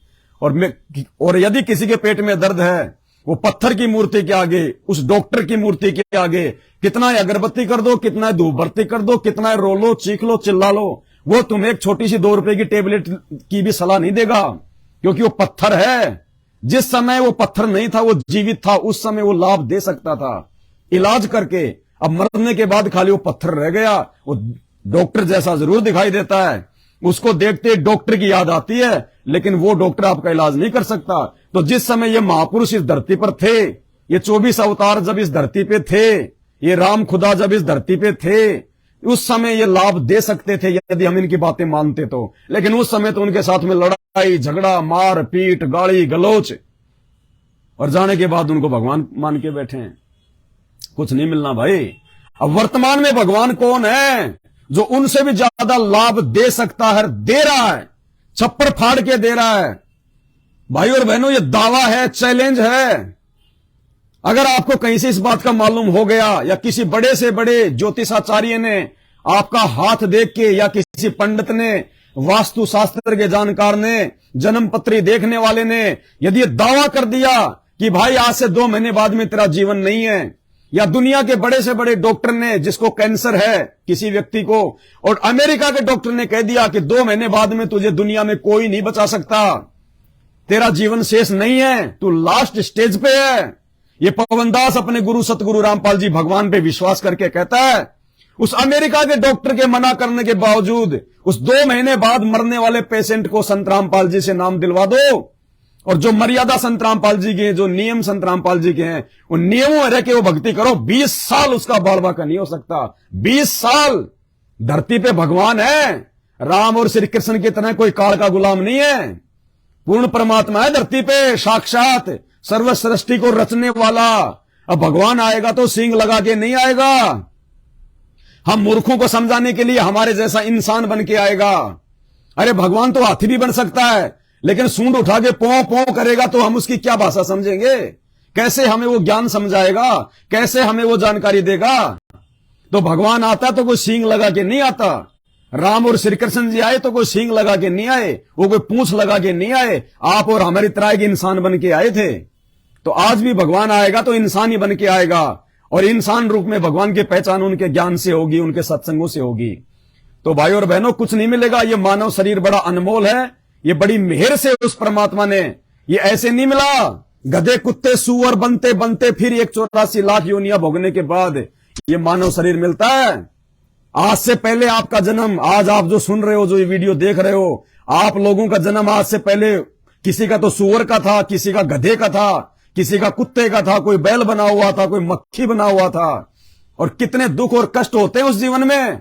आज तो तुम गर्मी के टाइम पे एसी लगा के बैठ जाते हो अपने कमरे में, बाहर जाके उन जानवरों को देखो उनका क्या हाल हो रहा है। तुम तो खाना खा के सर्दी में रजाई ओढ़ के सो जाते हो, हीटर चला लेते हो, और सर्दी के समय में बाहर जाके देखो ओस में कैसे वो जानवर बेचारे पेड़ों के नीचे, टाइम पे ना कोई खाना ना कोई पीना, कोई चोट लग जाए तो कोई मेडिकल की सुविधा नहीं। ये जन्म तुम भोग चुके हो आज से पहले, और ये एक जन्म मिलता है मानव शरीर इतने कष्ट भोगने के बाद, और ये केवल परमात्मा प्राप्ति के लिए, पूर्ण मोक्ष प्राप्ति के लिए। और पूर्ण मोक्ष के लिए पूर्ण गुरु होना चाहिए, नकली गुरुओं से काम नहीं चलेगा। ये नकली पाखंडी गुरु है पूरे संसार में, एकमात्र संत रामपाल जी को छोड़ के। बाद में रोगे ऊपर हाथ करके, ये शरीर भी यदि तुमने बर्बाद कर दिया बिना संत रामपाल जी की भक्ति के, अगला जन्म फिर वही रूटीन, गधा, कुत्ता, सुअर, बिल्ली, मक्खी, मच्छर, शेर, हाथी, चीता, भालू, भेड़िया, फिर वही 84 लाख योनियां। शास्त्र पढ़ लो, शास्त्र, और संत रामपाल जी की शरण ग्रहण कर लो और उनके सत्संग सुनो निष्पक्ष होके। ये मत देखो वो कौन है क्या है, जब इतना चिल्ला रहे हैं, इतना दावे के साथ में बोल रहे हैं। अगर उस ज्योतिष ने ये कह दिया कि 2 महीने बाद ये मरेगा, संत रामपाल जी से नाम ले लो, अगर 100 साल की उम्र ना हो जाए उसकी, ये दास अपनी गर्दन कटवा लेगा। मुझे अपने गुरु पे विश्वास है, यदि वो नाम लेने वाला मर्यादा के साथ में रह के भक्ति करेगा तो। ऐसे हजारों एग्जाम्पल देखने को मिलेंगे। यूट्यूब पे जाके संत रामपाल जी के सत्संग सुनो, उनके सत्संगों के लास्ट में भक्तों का इंटरव्यू आता है, उनके अनुभव आते हैं, कैसे कैसे पीजीआई के डॉक्टरों ने, एम्स के डॉक्टरों ने, विदेशों के डॉक्टरों ने जिनको रिजेक्ट कर दिया कि तेरा इलाज नहीं हो सकता, तू मरेगा, और उसके बाद में जब वो ठीक होके, डॉक्टर के द्वारा रिजेक्ट किया गया मरीज जब ठीक होके डॉक्टर के पास जाता है, वो डॉक्टर कान पकड़ता है कि मेडिकल साइंस में तो ऐसा नहीं हो सकता, ये तो कोई चमत्कार है। भाई तुम किसकी भक्ति करते हो? वो डॉक्टर भी हाथ जोड़ लेता है कि भाई धन्य है तुम्हारे गुरुजी, ये तो चमत्कार हो गया, ये तो मिरेकल हो गया, मेडिकल साइंस में ऐसा हो ही नहीं सकता। तो भाई और बहनों विचार करो इन बातों पे। परमात्मा धरती पे, बाद में रोओगे, चिल्लाओगे, कुछ नहीं मिलेगा। आप खुद अपना जीवन बर्बाद कर दोगे और आपके पीछे आपके परिवार का जीवन बर्बाद हो जाएगा। 101 पीढ़ियां नरक में जाएंगी। और आपने यदि संत रामपाल जी का यूट्यूब पे उनका ज्ञान समझ के, उनका सत्संग सुन के, यदि आपने नाम दीक्षा ले ली, मर्यादा में रह के भक्ति करोगे, 101 पीढ़ियां पार होंगी आपकी। क्योंकि जब आप भक्ति पे लगोगे तो आपके बच्चे भी लगेंगे, आपकी पत्नी भी लगेगी, आपके माँ बाप भी लगेंगे। और जिस प्रकार से हम लोग ये नकली भक्ति पीढ़ी दर पीढ़ी करते आ रहे हैं, जिसका कोई शास्त्रों में कोई प्रमाण नहीं, जिन मंत्रों का शास्त्रों में कोई जिक्र नहीं, हम लोग देखा देखी में भक्ति करते आ रहे हैं, उसी प्रकार जब आप ये सत्य भक्ति अपना लोगे तो आपकी कई पीढ़ियां ये भक्ति करेंगी। और संत रामपाल जी कहते हैं, भक्ति बीज होवे जो हंसा, उसके उतारूं 71 वंशा। आध्यात्मिक क्षेत्र में 71 कहते हैं, 101। तो संत रामपाल जी कहते हैं, यदि आपने भक्ति ले ली मेरी, आप यदि मेरी मर्यादाओं में रह के भक्ति करोगे तो आपकी तो मुक्ति होगी होगी, आपके पीछे 101 पीढ़ियां जो है आपकी मुक्ति को प्राप्त करने के लायक बन जाएंगी। तो बस इतनी सी विनती थी, वंदना थी। जब तक शरीर में प्राण है, धरती पे भगवान है, उनकी महिमा के अलावा दूसरा कुछ नहीं कर सकते। मर्यादा में रह के शास्त्रों से प्रमाणित बात कहेंगे, मर्यादा में रह के कहेंगे, कोई गाली गलौज का यूज नहीं करेंगे, क्योंकि हम पूर्ण संत के भगत हैं, पूर्ण परमात्मा के बच्चे हैं हम। और हम चाहते हैं कि आप भी अपने बाप को पहचान लो, आप भी अपने पिता को पहचान लो, अपनी आत्मा के जो है वो जनक को पहचान लो। सबका पिता परमेश्वर, सभी आत्माओं का जनक है। अरे यहां के माता पिता तो खाली निमित्त बनते हैं आप और हमारे को 9 महीने बाद में पेट से बाहर निकलने में। 2 पानी की बूंद से, 1 बूंद मां की, 1 बूंद जो है बाप की, 2 पानी की बूंद से ये इंसान नहीं बन सकता। एक रोबोट बनाने के लिए वैज्ञानिकों को जो है वो पसीने आ जाते हैं, दुनिया भर की फैक्ट्रियां लगानी पड़ती हैं। सैकड़ों वैज्ञानिक मिलकर एक रोबोट बनाते हैं, वो ढंग से भी नहीं बोल पाता। और ये परमात्मा बिना फैक्ट्री, बिना बिजली, बिना वैज्ञानिक, बिना लेबर, 2 पानी की बूंद से, माता पिता के शारीरिक मिलन से, और 9 महीने में जीता जागता रोबोट, बिना सेल के, बिना बैटरी के। जहां आंखों की आवश्यकता वहां आंख लगा दिया। इस रोबोट में परमात्मा ने कैमरा भी लगा दिया, इस रोबोट में परमात्मा ने नाक भी लगा दिया जो सूंघ सकता है, जीभ लगा दी परमात्मा ने, खट्टा मीठा अनुभव कर सकता है। जहां जिस अंग की आवश्यकता थी, ये कानों से जो हमें की सुनाई देता है, हाथों से हम कोई भी हम काम कर सकते हैं। इतना अच्छा रोबोट भगवान ने बना दिया, बिना फैक्ट्री, 9 महीने में, मात्र मां के पेट में। मां को भी नहीं पता क्या हो रहा है, क्या चल रहा है। सबसे बड़ा वैज्ञानिक ये है, सबसे बड़ी विज्ञान संत रामपाल जी का ज्ञान है। यो गुरु ज्ञान विज्ञान वाणी, जीवत ही जग में मरो। 2 साल अगर बरसात ना हो, लोगों की फसलें बर्बाद हो जाएं, तुम्हारी विज्ञान फेल हो जाएगी। किसी का मन नहीं करेगा हवाई जहाज में उड़ने का। ये विज्ञान फोकट की है। ये विज्ञान तो उस परमात्मा ने अपनी भक्ति को समझने के लिए दी है। सत्संगों में आने जाने के लिए परमात्मा ने जीव को ये बुद्धि देके गाड़ियां बनवाई है, ताकि हमारे को पैदल ना जाना पड़े। ये मोबाइल सतगुरु रामपाल जी भगवान ने वैज्ञानिकों को सद्बुद्धि देके बनवाए, ताकि हम परमात्मा के इनके अंदर मेमोरी कार्ड डाल के हम उनके जो है मतलब वचन सुने, हम उनके सत्संग सुने, यूट्यूब पे सुने सत्संग, फेसबुक पे सुने, लाखों भाई बहनों को समझा सकें, हम समझ सकें। वरना आज से पहले 3 युग बीत गए, त्रेता, द्वापर और जो है सतयुग। श्री राम को क्या मोबाइल की आवश्यकता नहीं थी? क्या श्री कृष्ण जी को एक गाड़ी की आवश्यकता नहीं थी? घोड़े जोड़ जोड़ के, खच्चर जोड़ जोड़ के ढंग की रोड भी नहीं बना पाए हो। क्या उनको आवश्यकता नहीं थी गर्मियों में एसी की, सर्दियों में हीटर की? क्या उस समय गर्मी नहीं थी? क्या उस समय सर्दी नहीं थी? क्या उनको मोबाइल की जरूरत नहीं थी अपने रिश्तेदारों से बात करने के लिए? कोई भी संदेशा देना होता था, घोड़े पे आदमी बैठा के भेजते थे, 2 दिन बाद में वो समाचार लेके आता था, वो ठीक है कि नहीं है, हैं? क्या उनको आवश्यकता नहीं थी? लेकिन ये बुद्धि ना राम में, ना श्री कृष्ण में, ना किसी और शक्ति में। ये बुद्धि केवल सतगुरु रामपाल जी भगवान अर्थात उस कबीर परमात्मा में है। और उस कबीर परमात्मा ने वर्तमान में अपनी भक्ति को पूरे विश्व में फैलाने के लिए, पूरे विश्व में केवल उन्हीं का मार्ग होगा, उन्हीं की भक्ति होगी। संत रामपाल जी एकमात्र धर्मगुरु होंगे और उन्हीं के सानिध्य में भारत विश्व गुरु बनेगा, धर्मगुरु बनेगा। ये बुद्धि इन वैज्ञानिकों को, जीव को संत रामपाल जी ने प्रदान की है। वरना आज से पहले ये धरती भी यही थी, ये पहाड़ भी यही थे, और इसी धरती और पहाड़ से खोद खोद के ये कच्चा सामान निकाल के ये गाड़ी घोड़े बना दिए लोगों ने। उस समय भी ये धरती थी, श्री राम के समय भी पहाड़ थे, उस समय क्यों नहीं निकाल पाए? फैक्ट्रियां क्यों नहीं लगा पाए? बिजली क्यों नहीं बना पाए? गाड़ी घोड़े क्यों नहीं बना पाए? ढंग की डामर की रोड क्यों नहीं बना पाए? ये सारी बुद्धि उस कबीर परमात्मा सतगुरु रामपाल जी भगवान ने वर्तमान समय में अपनी भक्ति को पूरे विश्व में फैलाने के लिए, अपने भक्तों के लिए भक्ति को आसान बनाने के लिए दी है। और आने वाले समय में इन साधनों का प्रयोग, इस टेक्नोलॉजी का प्रयोग केवल संत रामपाल जी के ज्ञान के प्रचार प्रसार में होगा। अभी तक तो बकवाद हो रही है फालतू के मुद्दों को लेके। पाकिस्तान से एक लड़की क्या आ गई, पूरा देश उसके पीछे इंटरव्यू लेने के लिए भग रहा है। क्या मिलेगा तुम्हें सिवाय तुम्हारे समय बर्बादी के, तुम्हारे पैसे की बर्बादी के? लोग वीडियो बना बना के यूट्यूब से पैसा कमा रहे हैं, आप और हमारे जैसे फालतू में उनकी बकवाद सुन रहे हैं। कोई लेना नहीं, कोई देना न दो, है? ये मानव जन्म बहुत अनमोल है, ये फालतू की बकवाद सुनने और देखने के लिए नहीं है, ये परमात्मा को पहचान के उनकी भक्ति करने के लिए है। तो वर्तमान में तो इन साधनों का, सोशल मीडिया का, टीवी चैनलों का ये काल हमसे दुरुपयोग करवा रहा है। क्यों? कि इनके श्वासें बर्बाद हो जाएं, क्योंकि ये मानव शरीर ये श्वासों पे टिका हुआ है। गिनकर श्वासें मिलती हैं हर इंसान को। जिस दिन श्वास खत्म उसी दिन वो खत्म, चाहे वो ट्रेन में बैठा है, चाहे वो बस में बैठा है, चाहे वो शादी के जो है मंडप में बैठा है। जिस दिन श्वास खत्म, जितनी श्वासें उसको गिन के भगवान ने दी हैं, जिस दिन वो पूरी हो जाती हैं, आदमी चलता चलता वहीं गिर मरता है, एक श्वास भी नहीं ले सकता। तो ये काल चाहता है कि ये भक्ति ना कर लें, उस परम संत सतगुरु रामपाल जी भगवान के संपर्क में ना जाएं, उनके ये सत्संग सुन के ज्ञान समझ के अपनी आत्मा के उद्धार के लिए भक्ति पे ना लग जाएं। इसलिए वो हमारा ध्यान भटकाने के लिए ये सारा सब कुछ यूट्यूब पे, सोशल मीडिया पे छोटे छोटे वीडियो, फालतू की वीडियो, चुटकुले, मनोरंजन, दुनिया भर की बातों में हमारे को उलझा के रखता है। और आने वाले समय में जब ये प्राकृतिक आपदाओं का दौर आ रहा है, अभी 2028 से पहले पहले नानी याद आएगी दुनिया को। दुनिया भर के भयंकर वायरस, कोरोना तो कुछ भी नहीं है, कोरोना तो एक ट्रेलर था, अब तो हॉलीवुड की फिल्में आएंगी। भयंकर वायरस, चलते चलते लोग मरेंगे, डॉक्टर हॉस्पिटल छोड़ के भाग जाएंगे, अकाल पड़ेगा, भूखमरी, फूड क्राइसिस। गंदी नाली में अगर कोई रोटी का टुकड़ा मिल जाएगा तो बड़े से बड़ा सेठ सोचेगा कि खा लूं तो मेरी जान बचे। भूकंप, तरह तरह की आपदाएं, तब आपको पता चलेगा कि कोई भगवान नहीं आ रहा सामने, कोई भगवान नहीं आया, कोई देव देवता नहीं आ रहा, सब भाग गए, कहां छुप गए।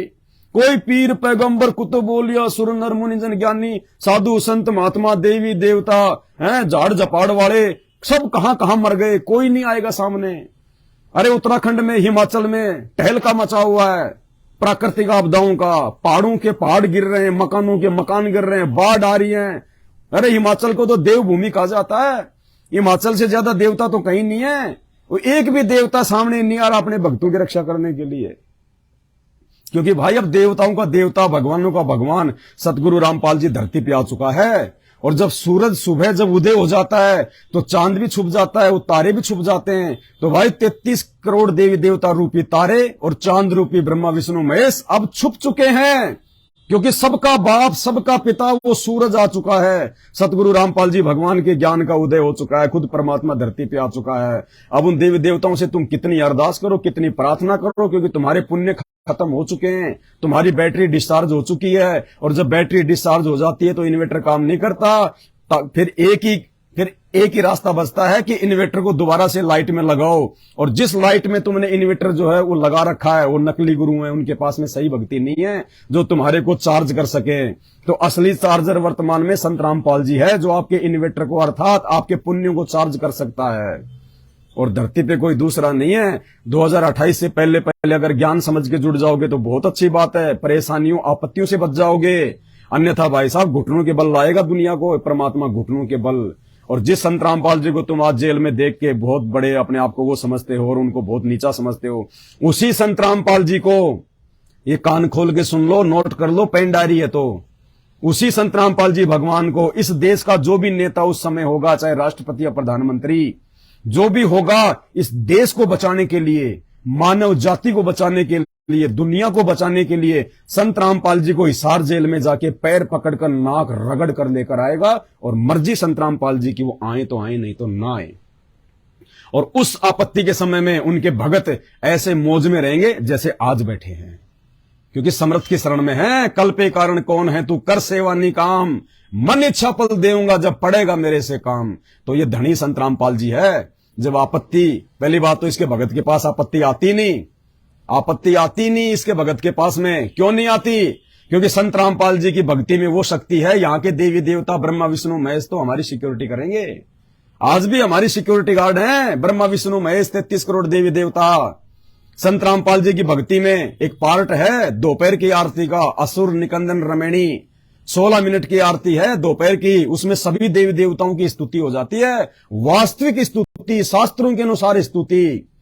और यदि हमें यहाँ पे किसी ने परेशान करने का प्रयास किया, किसी भूत प्रेत ने या किसी और देव ने, तो संत रामपाल जी जो है वो डंडा कर देते हैं देवी देवताओं के कि ये तो तुम्हारी सही भक्ति कर रहे हैं और तुम इनको परेशान कर रहे हो।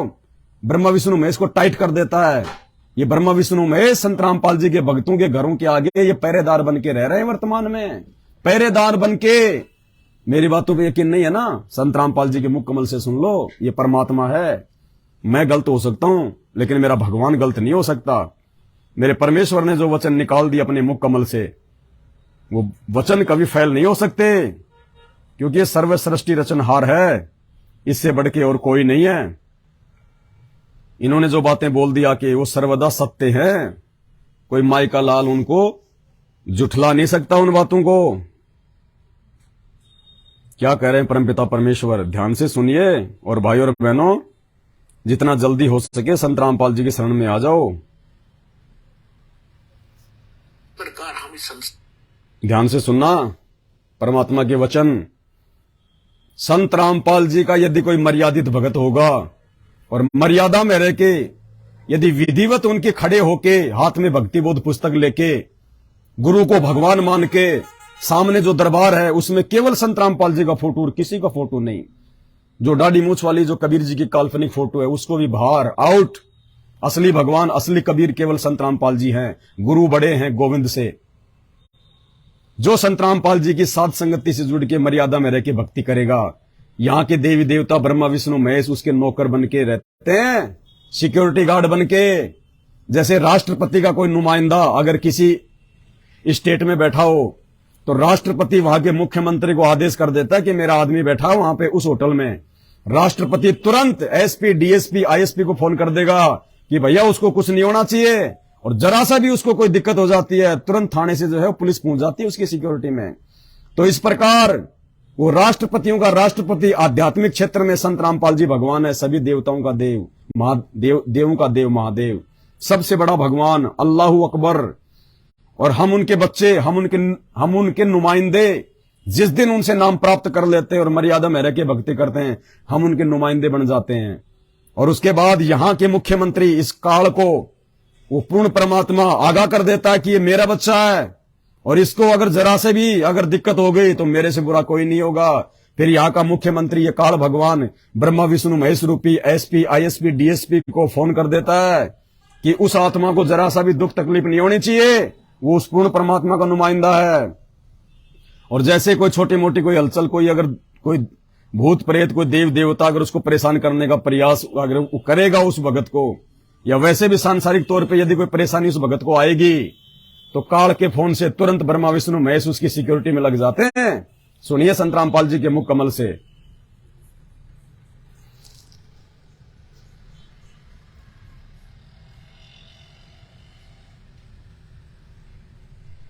इसी प्रकार हम इस संसार में रहेंगे, हम सबका सत्कार करेंगे, लेकिन पूजा हम अपने मालिक की करेंगे, अपने परम पति की करेंगे, जो सबका मालिक है, कबीर भगवान की करेंगे। और ये सभी जितने भी यहाँ के जैसे असुर निगंध रामायणी में हम सबका सत्कार करते हैं, छोटे से लेकर 500 तत्वों तक की आरती इसके अंदर आ जाती है, तो हम सबका सत्कार करते हैं। सत्कार करने से विनम्रता आती है। और ये फिर ये ब्रह्मा विष्णु महेश या जितने भी कोई भी है देव, ये आपको टच नहीं कर सकते। इनके ऊपर फिर डंडा है परमात्मा का कि ये आपका एक सत्कार करते हैं और फिर भी आप इनको सताओगे तो इनको ज्यादा सजा मिलेगी।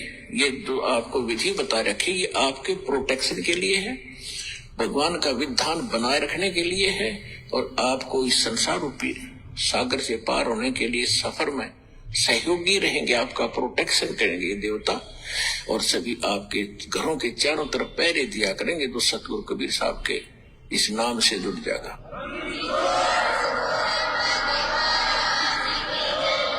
क्योंकि जैसे कोई प्रधानमंत्री या राष्ट्रपति का कोई नुमाइंदा है, कई शहर में रह रहा है, तो उसकी सुरक्षा और उसकी इज्जत की रक्षा, धन की रक्षा करना वहां के मुख्यमंत्री की जिम्मेवारी होती है।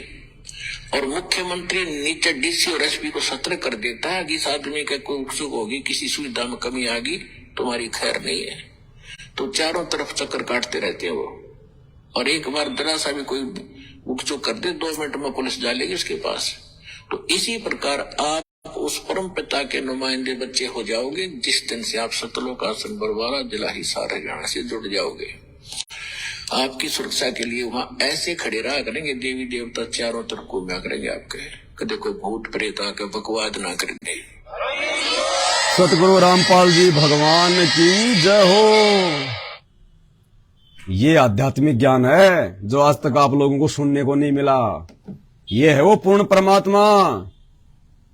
और संत रामपाल जी के भक्तों की सिक्योरिटी में यहाँ के देवी देवता ब्रह्मा विष्णु महेश भी लगे रहते हैं। कौन से भक्तों की सिक्योरिटी में?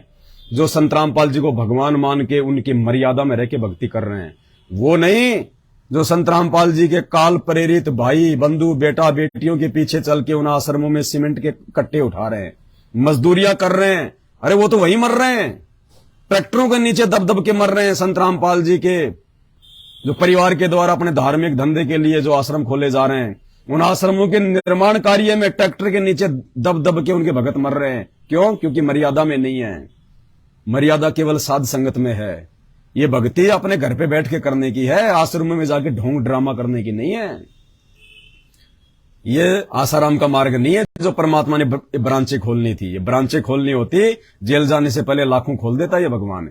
आश्रमों में तो पाखंड शुरू हो जाता है, ड्रामा शुरू हो जाता है, भक्ति नहीं रहती।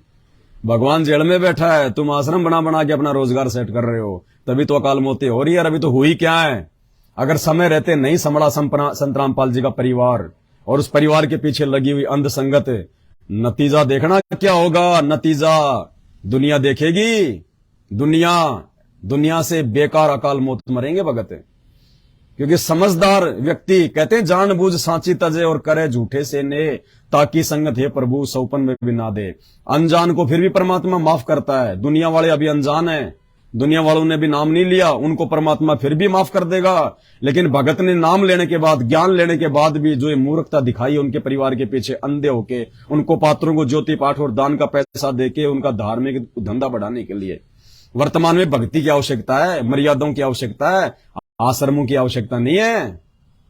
आश्रम के नाम पे उन्होंने स्टेडियम बना डाले वहां पे गांव धनाना में। निकम्मों को शर्म करो, सत का साथ दो। तुम सतवादी के बच्चे हो, संत रामपाल जी के बच्चे हो, उनके परिवार पे काल सवार है। आने वाले समय में तुम्हें पता चलेगा इन बातों का। जब वो कर्मों के कांटे, उनको पात्रों को आज जो तुम दान दे रहे हो, जब वो कांटे तुम्हारे चुभेंगे तब तुम्हें पता चलेगा। तो आज के लाइव में केवल इतना ही। वीडियो को ज्यादा से ज्यादा शेयर करें। बंदी छोड़ सतगुरु रामपाल जी भगवान की जय हो।